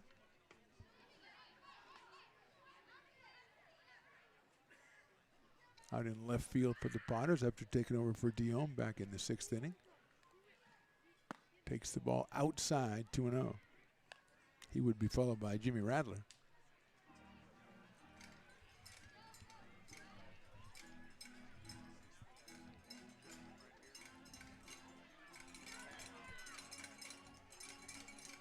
Two-0 coming up.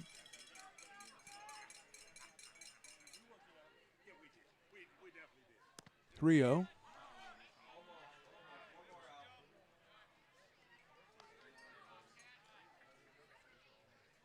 Umpire going out to talk to Silicani.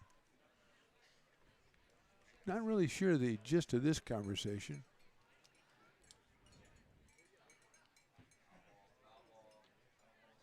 And Jackson with the 3-0 count, I'm assuming, has the greenest of green lights up there.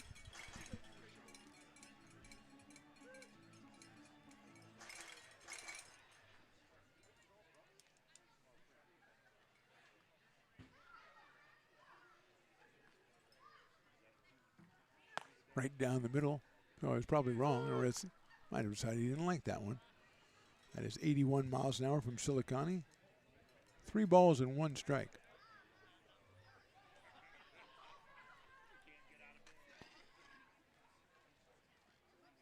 Swings and misses. Silicani throwing his 2 best pitches of the night right there, getting 2 strikes on Ryan Jackson. Now he runs the count 3 balls and 2 strikes. Runners except for the guy on 3rd will be going on this one. The guy on 3rd will just take it easy, coming down the line.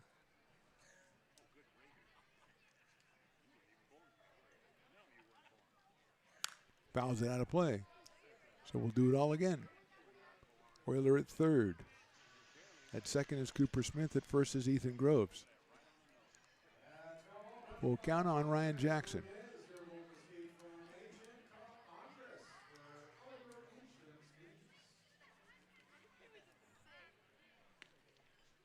Silicani, the 4th pitcher for the Storm in this one.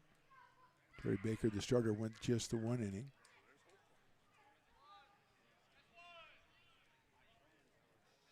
Barrett Brandon Eng went 2 innings, and then Roddy Moore went 3 innings to get us to Silicani here in the 7th. Misses outside, ball 4. Jackson gets an RBI from the walk as Worther crosses the plate. Groves goes to second. Cooper Smith now on third with Jackson at first. And here's Jimmy Radler. He has popped up and hit a sacrifice fly. He came on for Perrin Bland back in the fourth inning. Hit the ball pretty well back in the sixth, the sacrifice fly to center field. So he's 0 for 1, does have the RBI.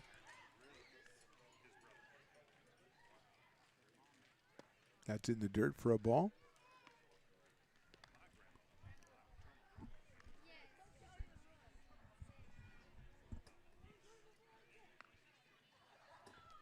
Landon Edmonds would be next.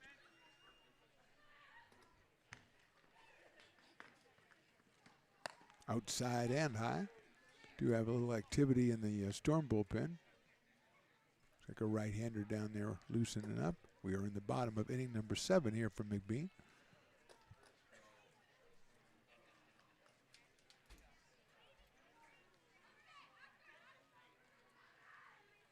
That's foul back to the screen.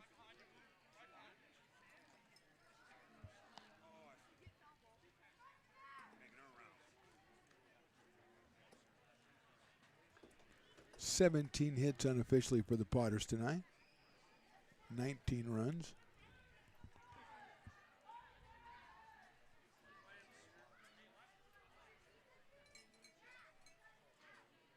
Outside, ball 3.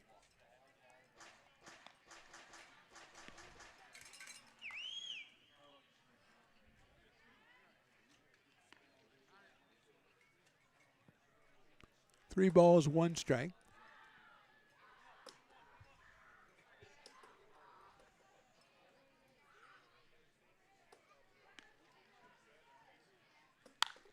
Popped up left side.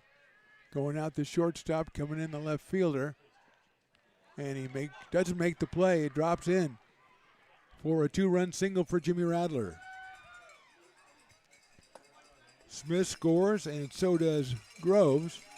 Going to third is Jackson. Radler has 3 RBIs now as he dropped that one perfectly in between 3 guys. And here's Landon Edmonds.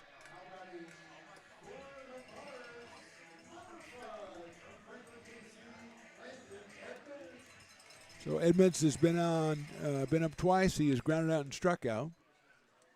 Takes a high fastball, 1-0.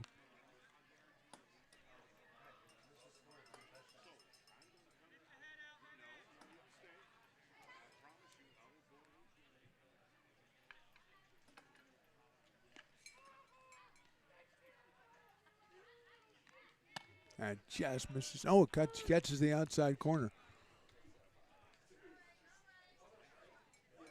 1-1.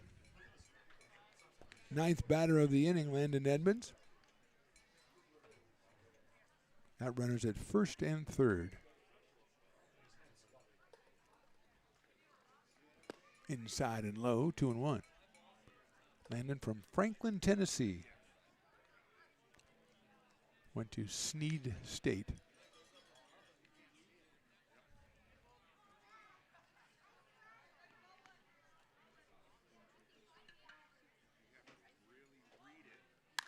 Fouls that one off to the left side, makes it even at 2-2.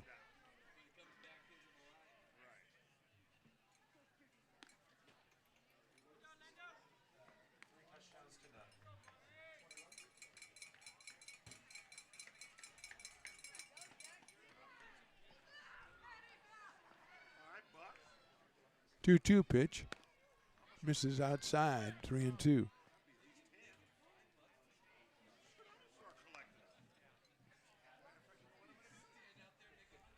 Snead State is the Parsons. The Snead State Parsons. So that's where Landon was last year.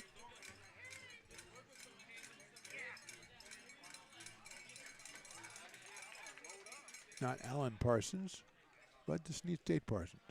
Inside, ball 4.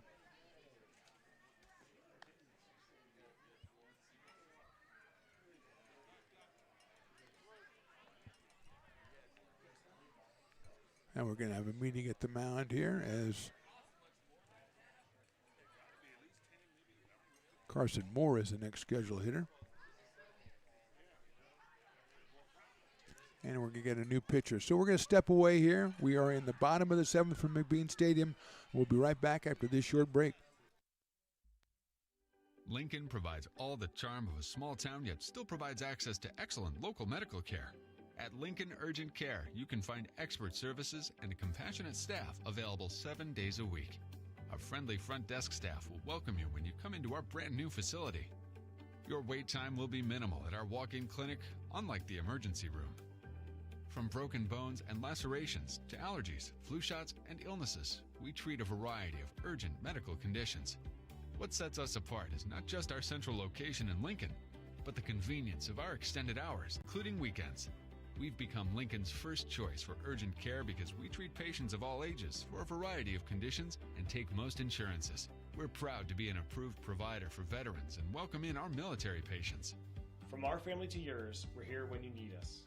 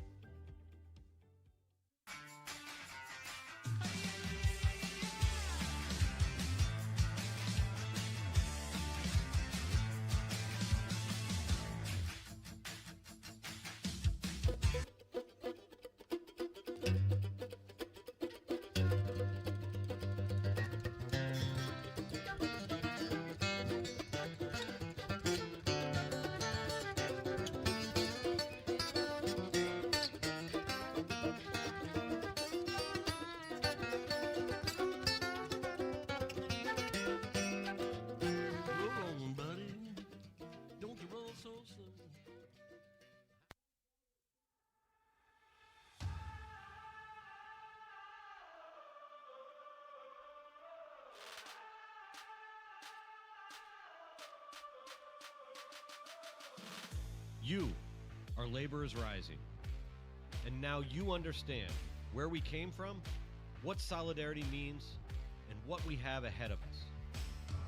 No one's going to defend us but us. No one's going to help construction workers except us. And I can't wait to see you out there.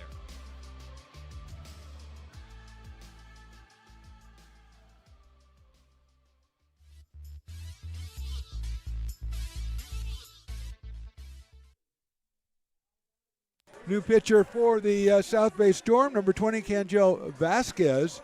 He will face Carson Moore with the bases loaded here.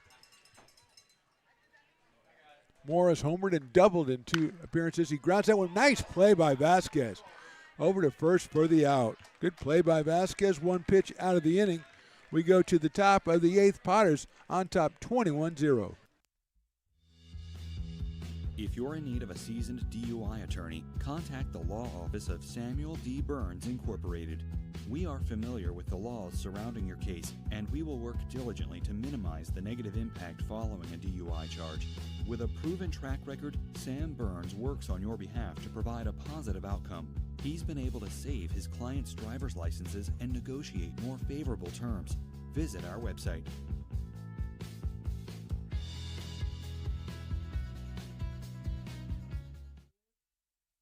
So many local businesses trust Wizix Technology Group when it comes to their office technology. Wizix is a full-service, locally owned company with exceptional service, supplies, and support, which guarantees quick delivery and response times. Copiers, printers, scanners, business phone systems, EV charging, document management, and more. Join the ever-growing list of local businesses and win with Wizix, the largest independent provider in the Valley. Wizix, office technology made easy.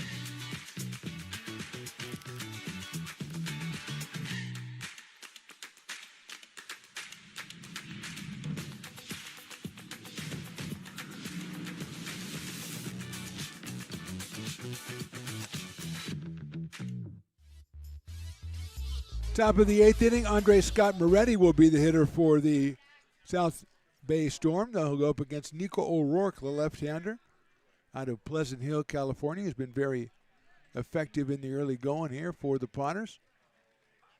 And he'll pour a fastball in there at 86 inside. Moretti batting for Renteria, who was 0 for 2 while he was in there at first base. That one is a strike, 1-1.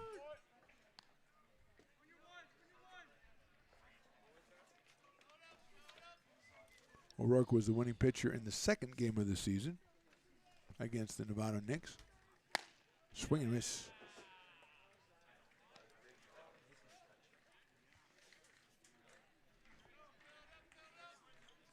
One ball, 2 strikes. Misses inside. 2-2. Moretti from Cal State Monterey Bay, originally from Gilroy, California.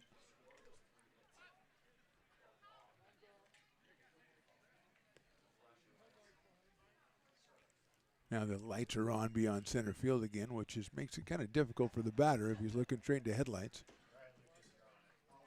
Lucas, just plain Luke, send him out there to take care of this. We've got to get those lights turned off.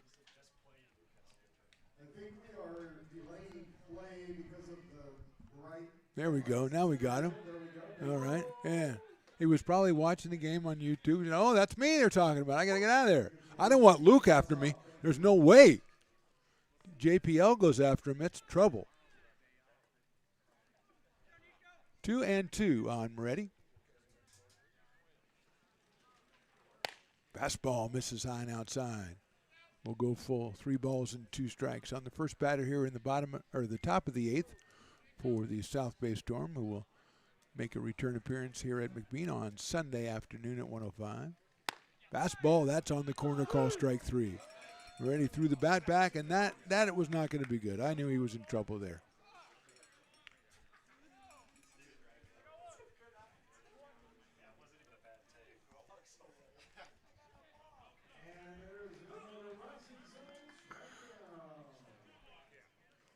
This is number 5, I believe, Joseph Prieto, for his first appearance. Swings and misses. Prieto, the catcher out of Kenyatta College, came on for Tyler Louie.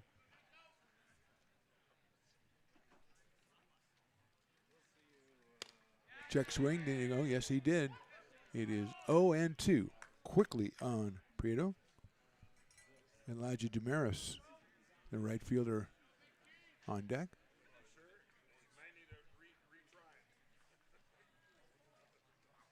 Swing and a miss. Very efficient right there for Nico O'Rourke. 2 batters, 2 strikeouts, and Damaris will come up for his second time. He singled back in the 6th inning. Elijah out of Diablo Valley College and comes out of Livermore, California. Up here against Nico O'Rourke from Pleasant Hill. Maybe they know each other. Livermore, Pleasant Hill, not that far away.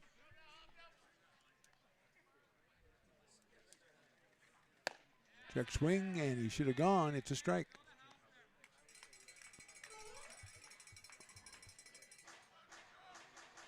Potter's loosening up another pitcher. Perhaps this is going to be Nico's only inning. Misses that one inside, bounces away.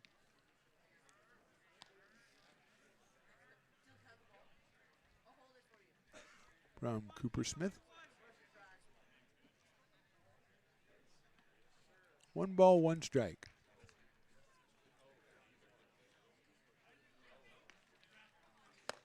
Check swing a little bit too high. 2-1.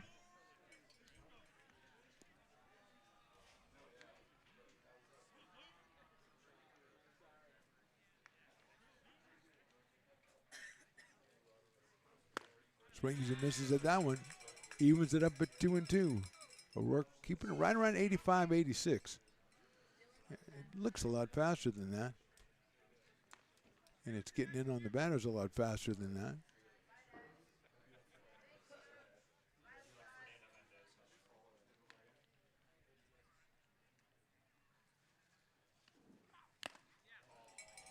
Doss swings and fouls it off. Can't hold on to it, Smith. Umpire says, well, it must have been the ball. He switches a different ball, puts it back in.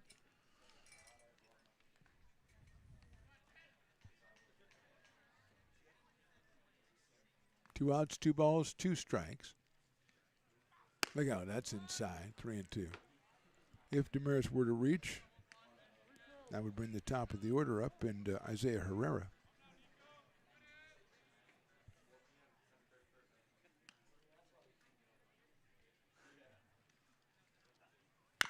Chopper out towards shortstop, handled out there. And across the diamond for the out by Luke Euler. And we'll go to the bottom of inning number 8 with the Potters up big here at McBean.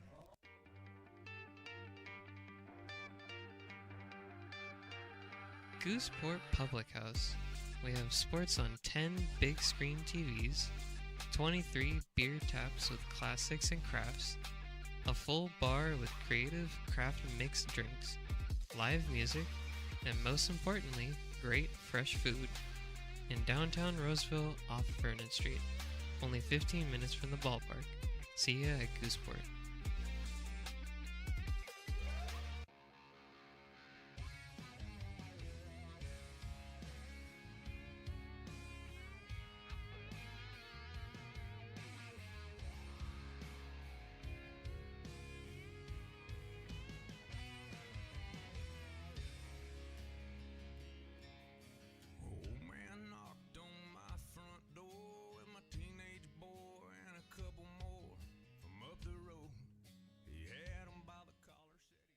American River College is a top-tier community college sports program that provides student athletes with the opportunity to thrive both athletically and academically.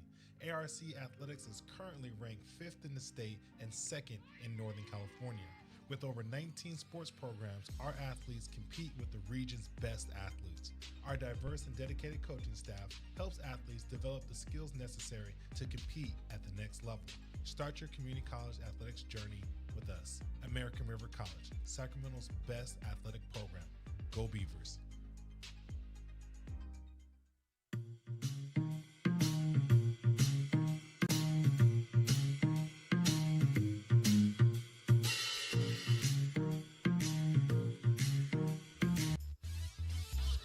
Bottom of inning number 8. Angel Vasquez is back out on the mound. He came on, pitched through 1 pitch and got it out. To end up the 7th, he'll face Dawson Raddick to start off this inning. Raddick struck out his only appearance, and that is a call strike. I think the umpire has a vendetta against him or something because everything is strike on poor D-Rad.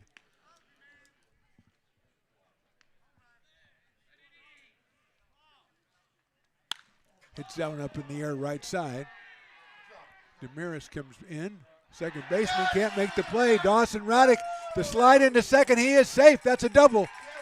That's what you said, Evan. You said he was going to get a double, and he got a double. Evan is the man. That might get him in player of the game consideration right there. Huh? That might. But he does have that strikeout on it. If he was 2 for 2, I could give it, but 1 for 2. No, you're right. It was the umpire. I'm thinking about maybe having a pitcher and player of the game today. Maybe have 2 different ones. Yeah, I'm thinking of that. That's my thought. I'll have to talk it over with Willie. There's the first pitch, and it is outside to Luke Euler. Luke started at third. He's playing short now. He's walked, flied out, walked, and struck out.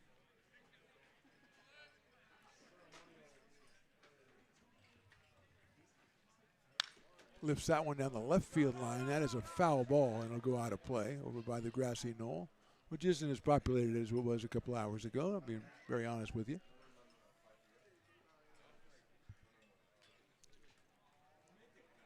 Mason Belding on deck, and then Cooper Smith.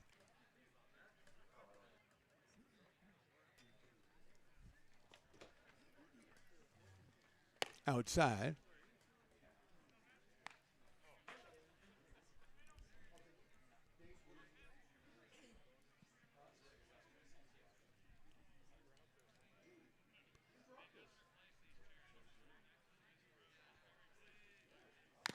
Fouled at the plate. Should be 1 and 2, I think. He had He had a foul ball and then a ball and then that one. I think that's what the umpire is signaling. 1 and 2. 2 and 2. Okay, thank you very, very much, Evan.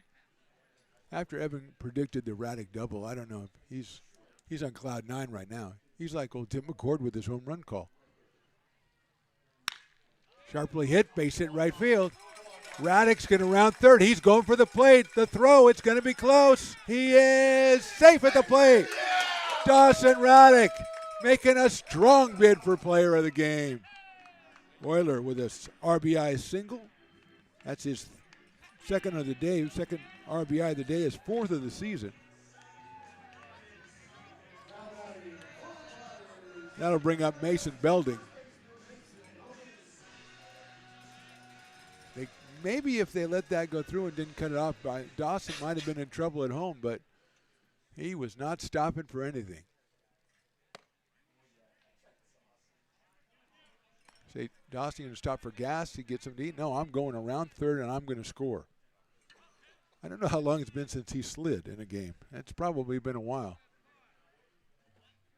1-0 now on Mason Belding. Checks it out. It's a strike. Single, fly out, single, ground out, strikeout for Mason. 2 for 5. RBI, 2 RBIs, 2 runs scored.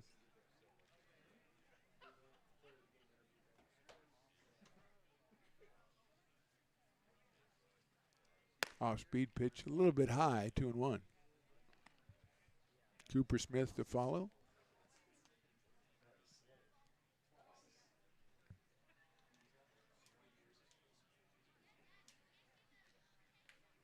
Left hand hitting Mason Belding out of Del Oro High School. That one's way up, 3-1. Back to the screen, but Euler stays at first base.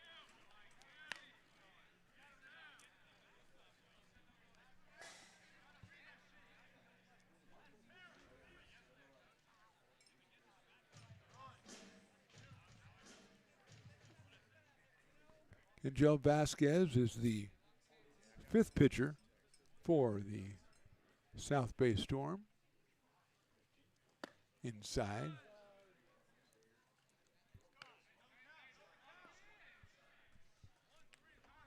Mason was the only guy that knew his ball 4. He goes down to first base. Brings up Cooper Smith.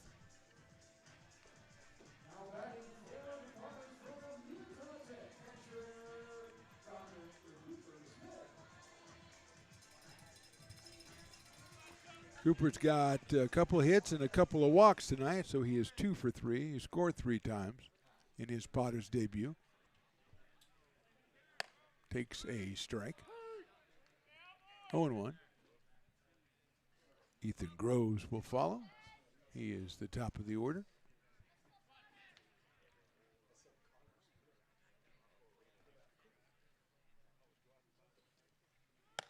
Sails that one a little bit too high. 1-1, outfield deep and pulled out a little bit toward right center field. That's Herrera in center.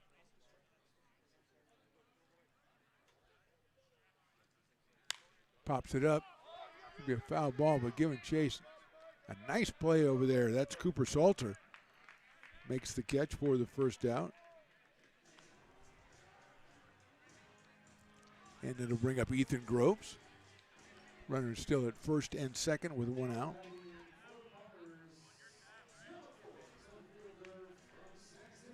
Groves has a walk, a double, and a single, so he came on in the 4th. He's been doing some damage. He scored a run. He's driven in a run out of Sac City College.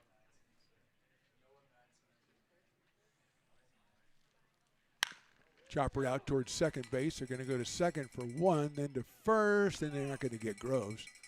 Nice play at second by Ramirez. He went to Perez for 1. Groves is on with the fielder's choice. Moving over to third is Luke Euler. Now 2 outs, and Ryan Jackson's the hitter.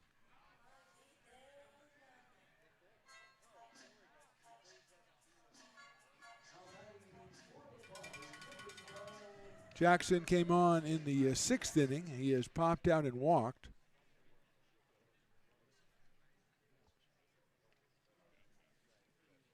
Swings and misses. 0-1.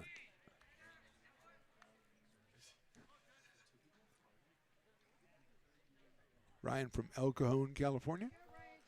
San Diego State University. Euler down at third. Groves over at first.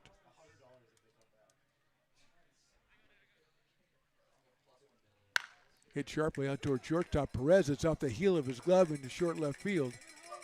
And it drives in Euler. Groves will stop at second base. And that will allow Jimmy Radler to get another shot. Radler has a sacrifice fly and a 2-run single. So he's 1 for 1 with 3 runs batted in after he took over for Bland, who had 5 runs batted in. So 8 runs batted in out of the number 3 spot for the Potters.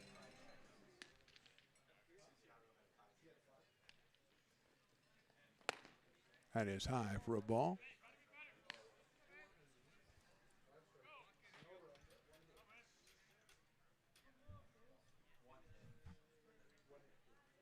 One ball and no strikes on Jimmy. Slices it foul down the right field line. Comes to us from Granite Bay, California, and Sims River College. Potters back in action on Friday. Be here at 7:05 as they take on the Chico Lone Wolves. The same 2 teams on Saturday, but 6:05 because it's fireworks night. That is high for a ball. 2-1. And the South Bay Storm will do a U-turn and come back here on Sunday afternoon for a 105 affair.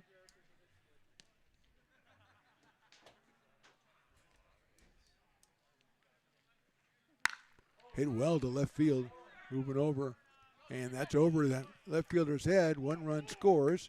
Radler's going to have a double, and trotting into third base will be Ryan Jackson. So Radler have himself a day. He's got 2 hits. He's got 4 runs batted in. And that will allow Landon Edmonds to come up to the plate again for his 4th at bat since he came in the 5th. He's grounded out, struck out, and walked.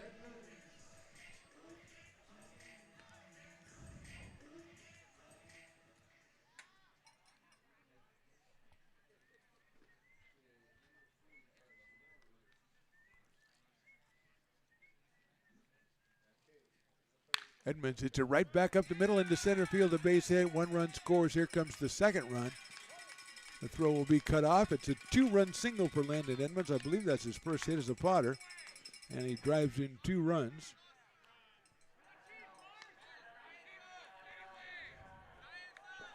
And that will bring up Carson Moore. He came on in the 5th, hit a home run, doubled in the 7th, and grounded back to the pitcher in the 7th as well. He is the 9th batter here in the 8th inning. Outside from Vasquez.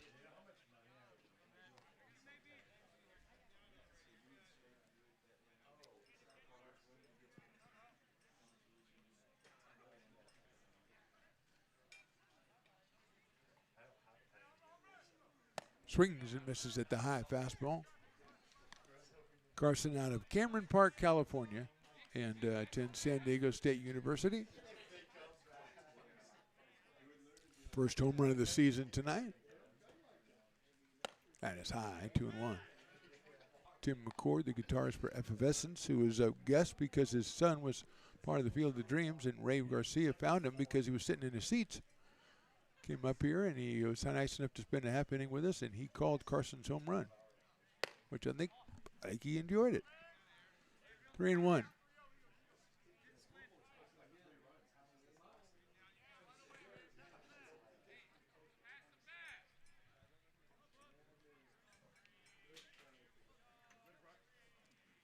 More check swing, that's in there for a strike.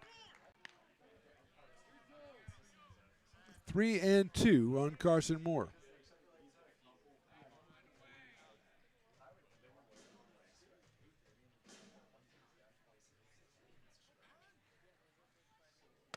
ball four.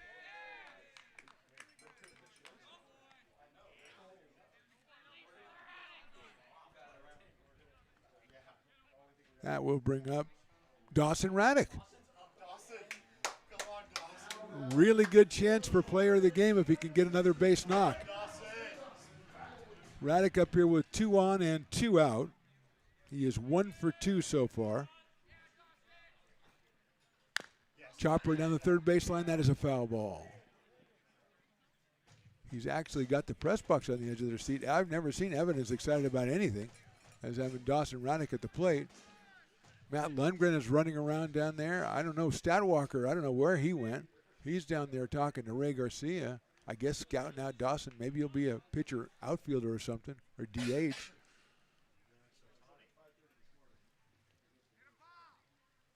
Ground ball sharply hit out to shortstop. Perez will have it and flip it to second for the force.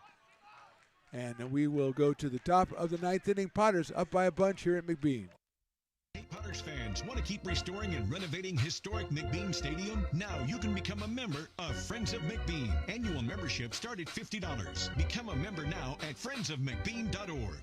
When it comes to your home's maintenance and repairs, Jeffers Resource Group has you covered. Our handyman services offer a comprehensive range of expertise, from minor carpentry to drywall, electrical and flooring for property managers, landlords, and renters alike. We ensure that every job is completed to the highest standards, so you can have peace of mind. Contact us today to discover how Jeffers Resource Group can help keep your home in top shape.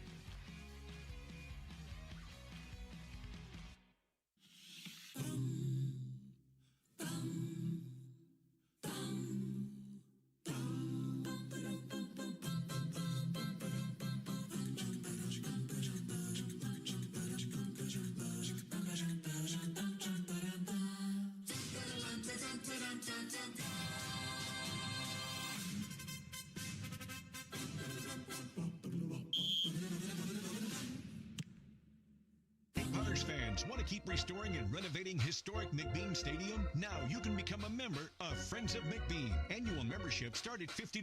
Become a member now at friendsofmcbean.org. This job is the Esplanade at Turkey Creek phases 4 and 5. Our scope of work for this project is full scope, so we've got all the underground, all the joint trench, and all the top side included with it. We're putting in sewer pipe, manholes. We're not doing services yet. We go through and do all the main line, and then we come back and do all the services after that. I would say this project right here, the one we're working on, is probably about a 2-month project. It's very costly to the developer, so beating the schedule is very important, more important than most projects. It's got a lot of groundwater, so we've got an extensive groundwater pump system in place. It's just cool to be a part of the built environment and know that for the next 100 years that people are going to use and enjoy what we've created here today.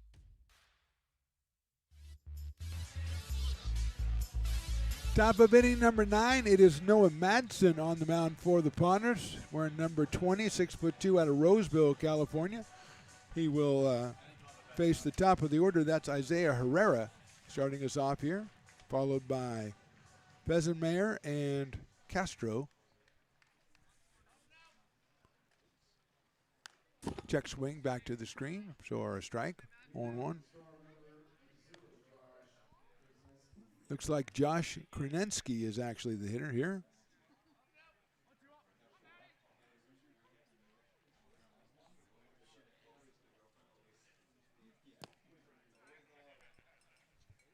So Josh Krenensky, who is out of City College of San Francisco, up here with a 1-ball, 1-strike count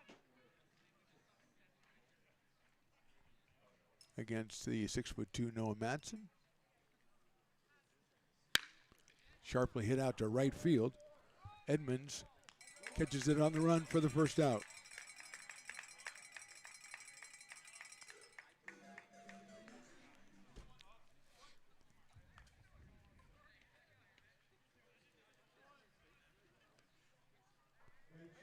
That means number 26, that's Giovanni Armando.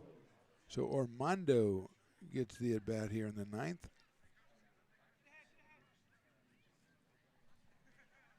Right-hander against Madsen. Madsen's fastball at 90 miles an hour. Misses the bat of Armando, so that is 0-1 on Giovanni. out of City College of San Francisco as well.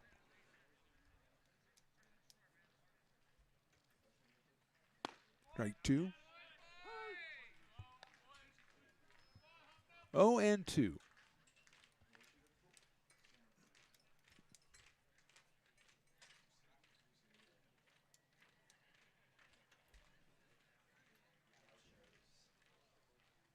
Watch out, that's high and inside, all the way back to the backstop. 1 ball and 2 strikes.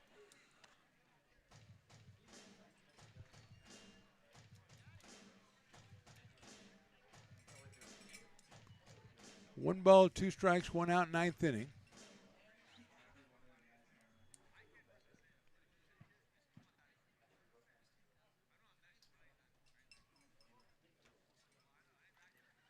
Misses outside with that fastball at 85. 2-2.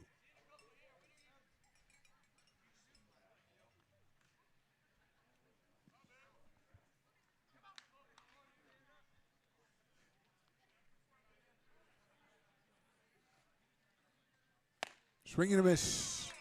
Madsen gets his first strikeout. And with 2 outs,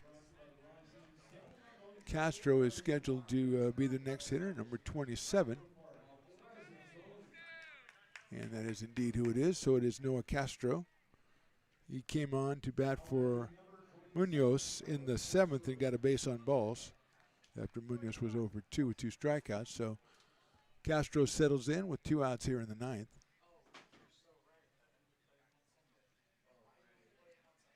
Swing and a miss, off speed pitch. 0-1.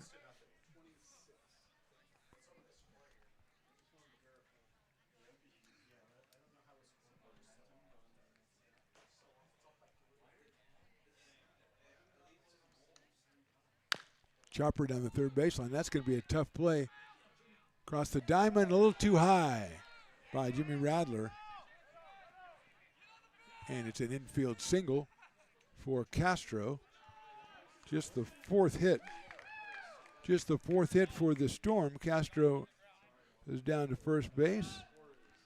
And that will, let's see, that's going to bring up Perez again. That's Carlos Santiago Perez, who hit back in the 7th inning and struck out. So with 2 outs, he will come to the plate here.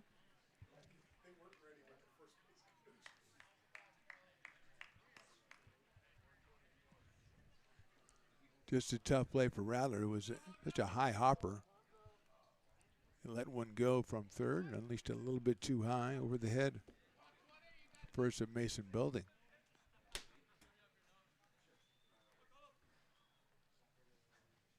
Fastball. Misses outside.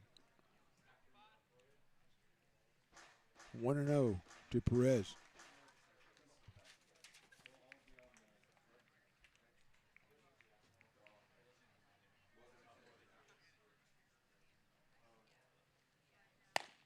That is in there for a called strike. Evens it up at 1-1.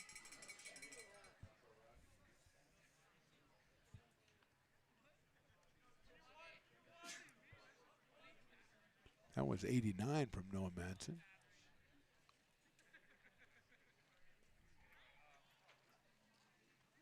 Swings and misses. Nice slider there. 1 ball and 2 strikes.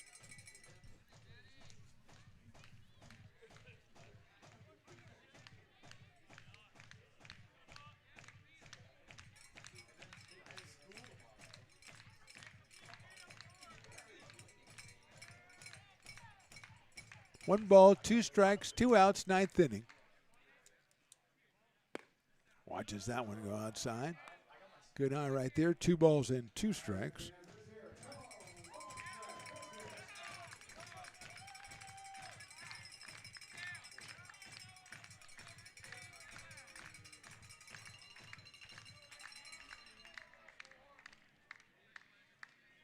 Inside, that hit him. Ouch.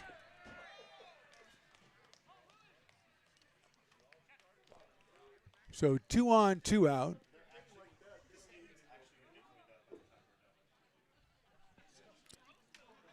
That will bring up, I believe, Ramirez. Yes, William Ramirez up for his 2nd time. Came on in the 7th inning and struck out. That was against Landon Plout.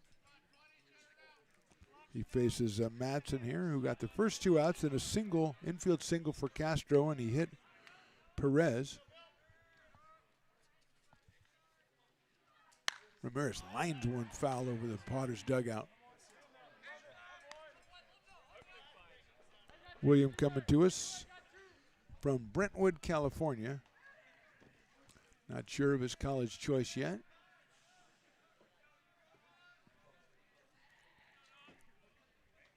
Oh and 1. Chopper foul down the third base line, so it's 0 and 2. Down to the last strike again for the South Bay Storm, who will be back in town on Sunday at 1:05. Come on out and check that one out. Probably be a little warmer than it is today, although it's quite pleasant actually, has been. 0 and 2 from Madsen. High fastball. 1 and 2.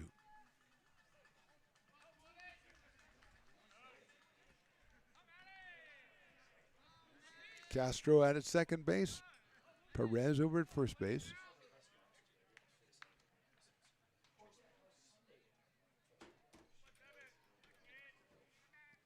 Outside, 2 and 2.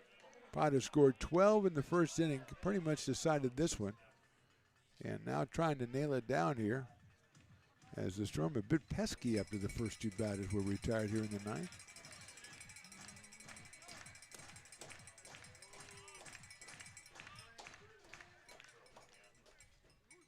Swing and a miss, and that's your ball game.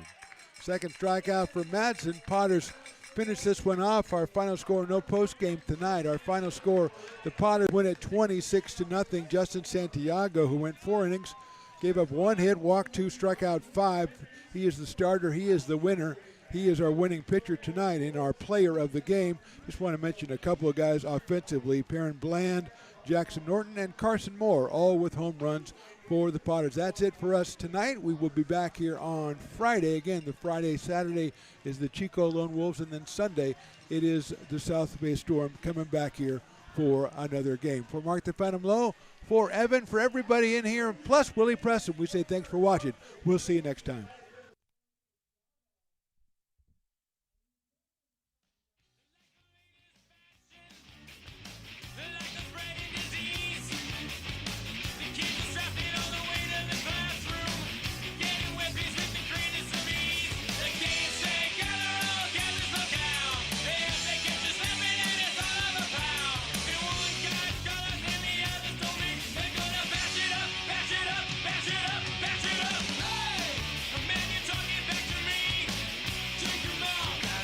Separated.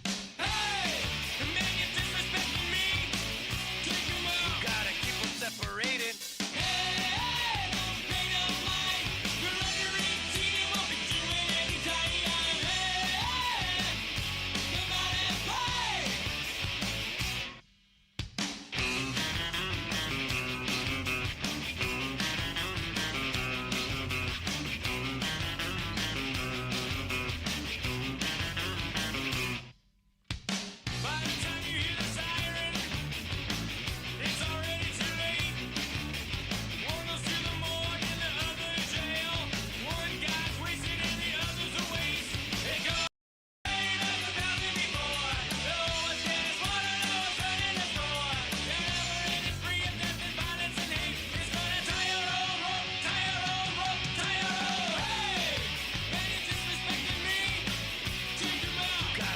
Separated. Hey! Man, you're talking back to me. Take him out. You gotta keep them separated. Hey! Don't pay no mind. You're under 18, you won't be doing any time. Hey! Come out and play.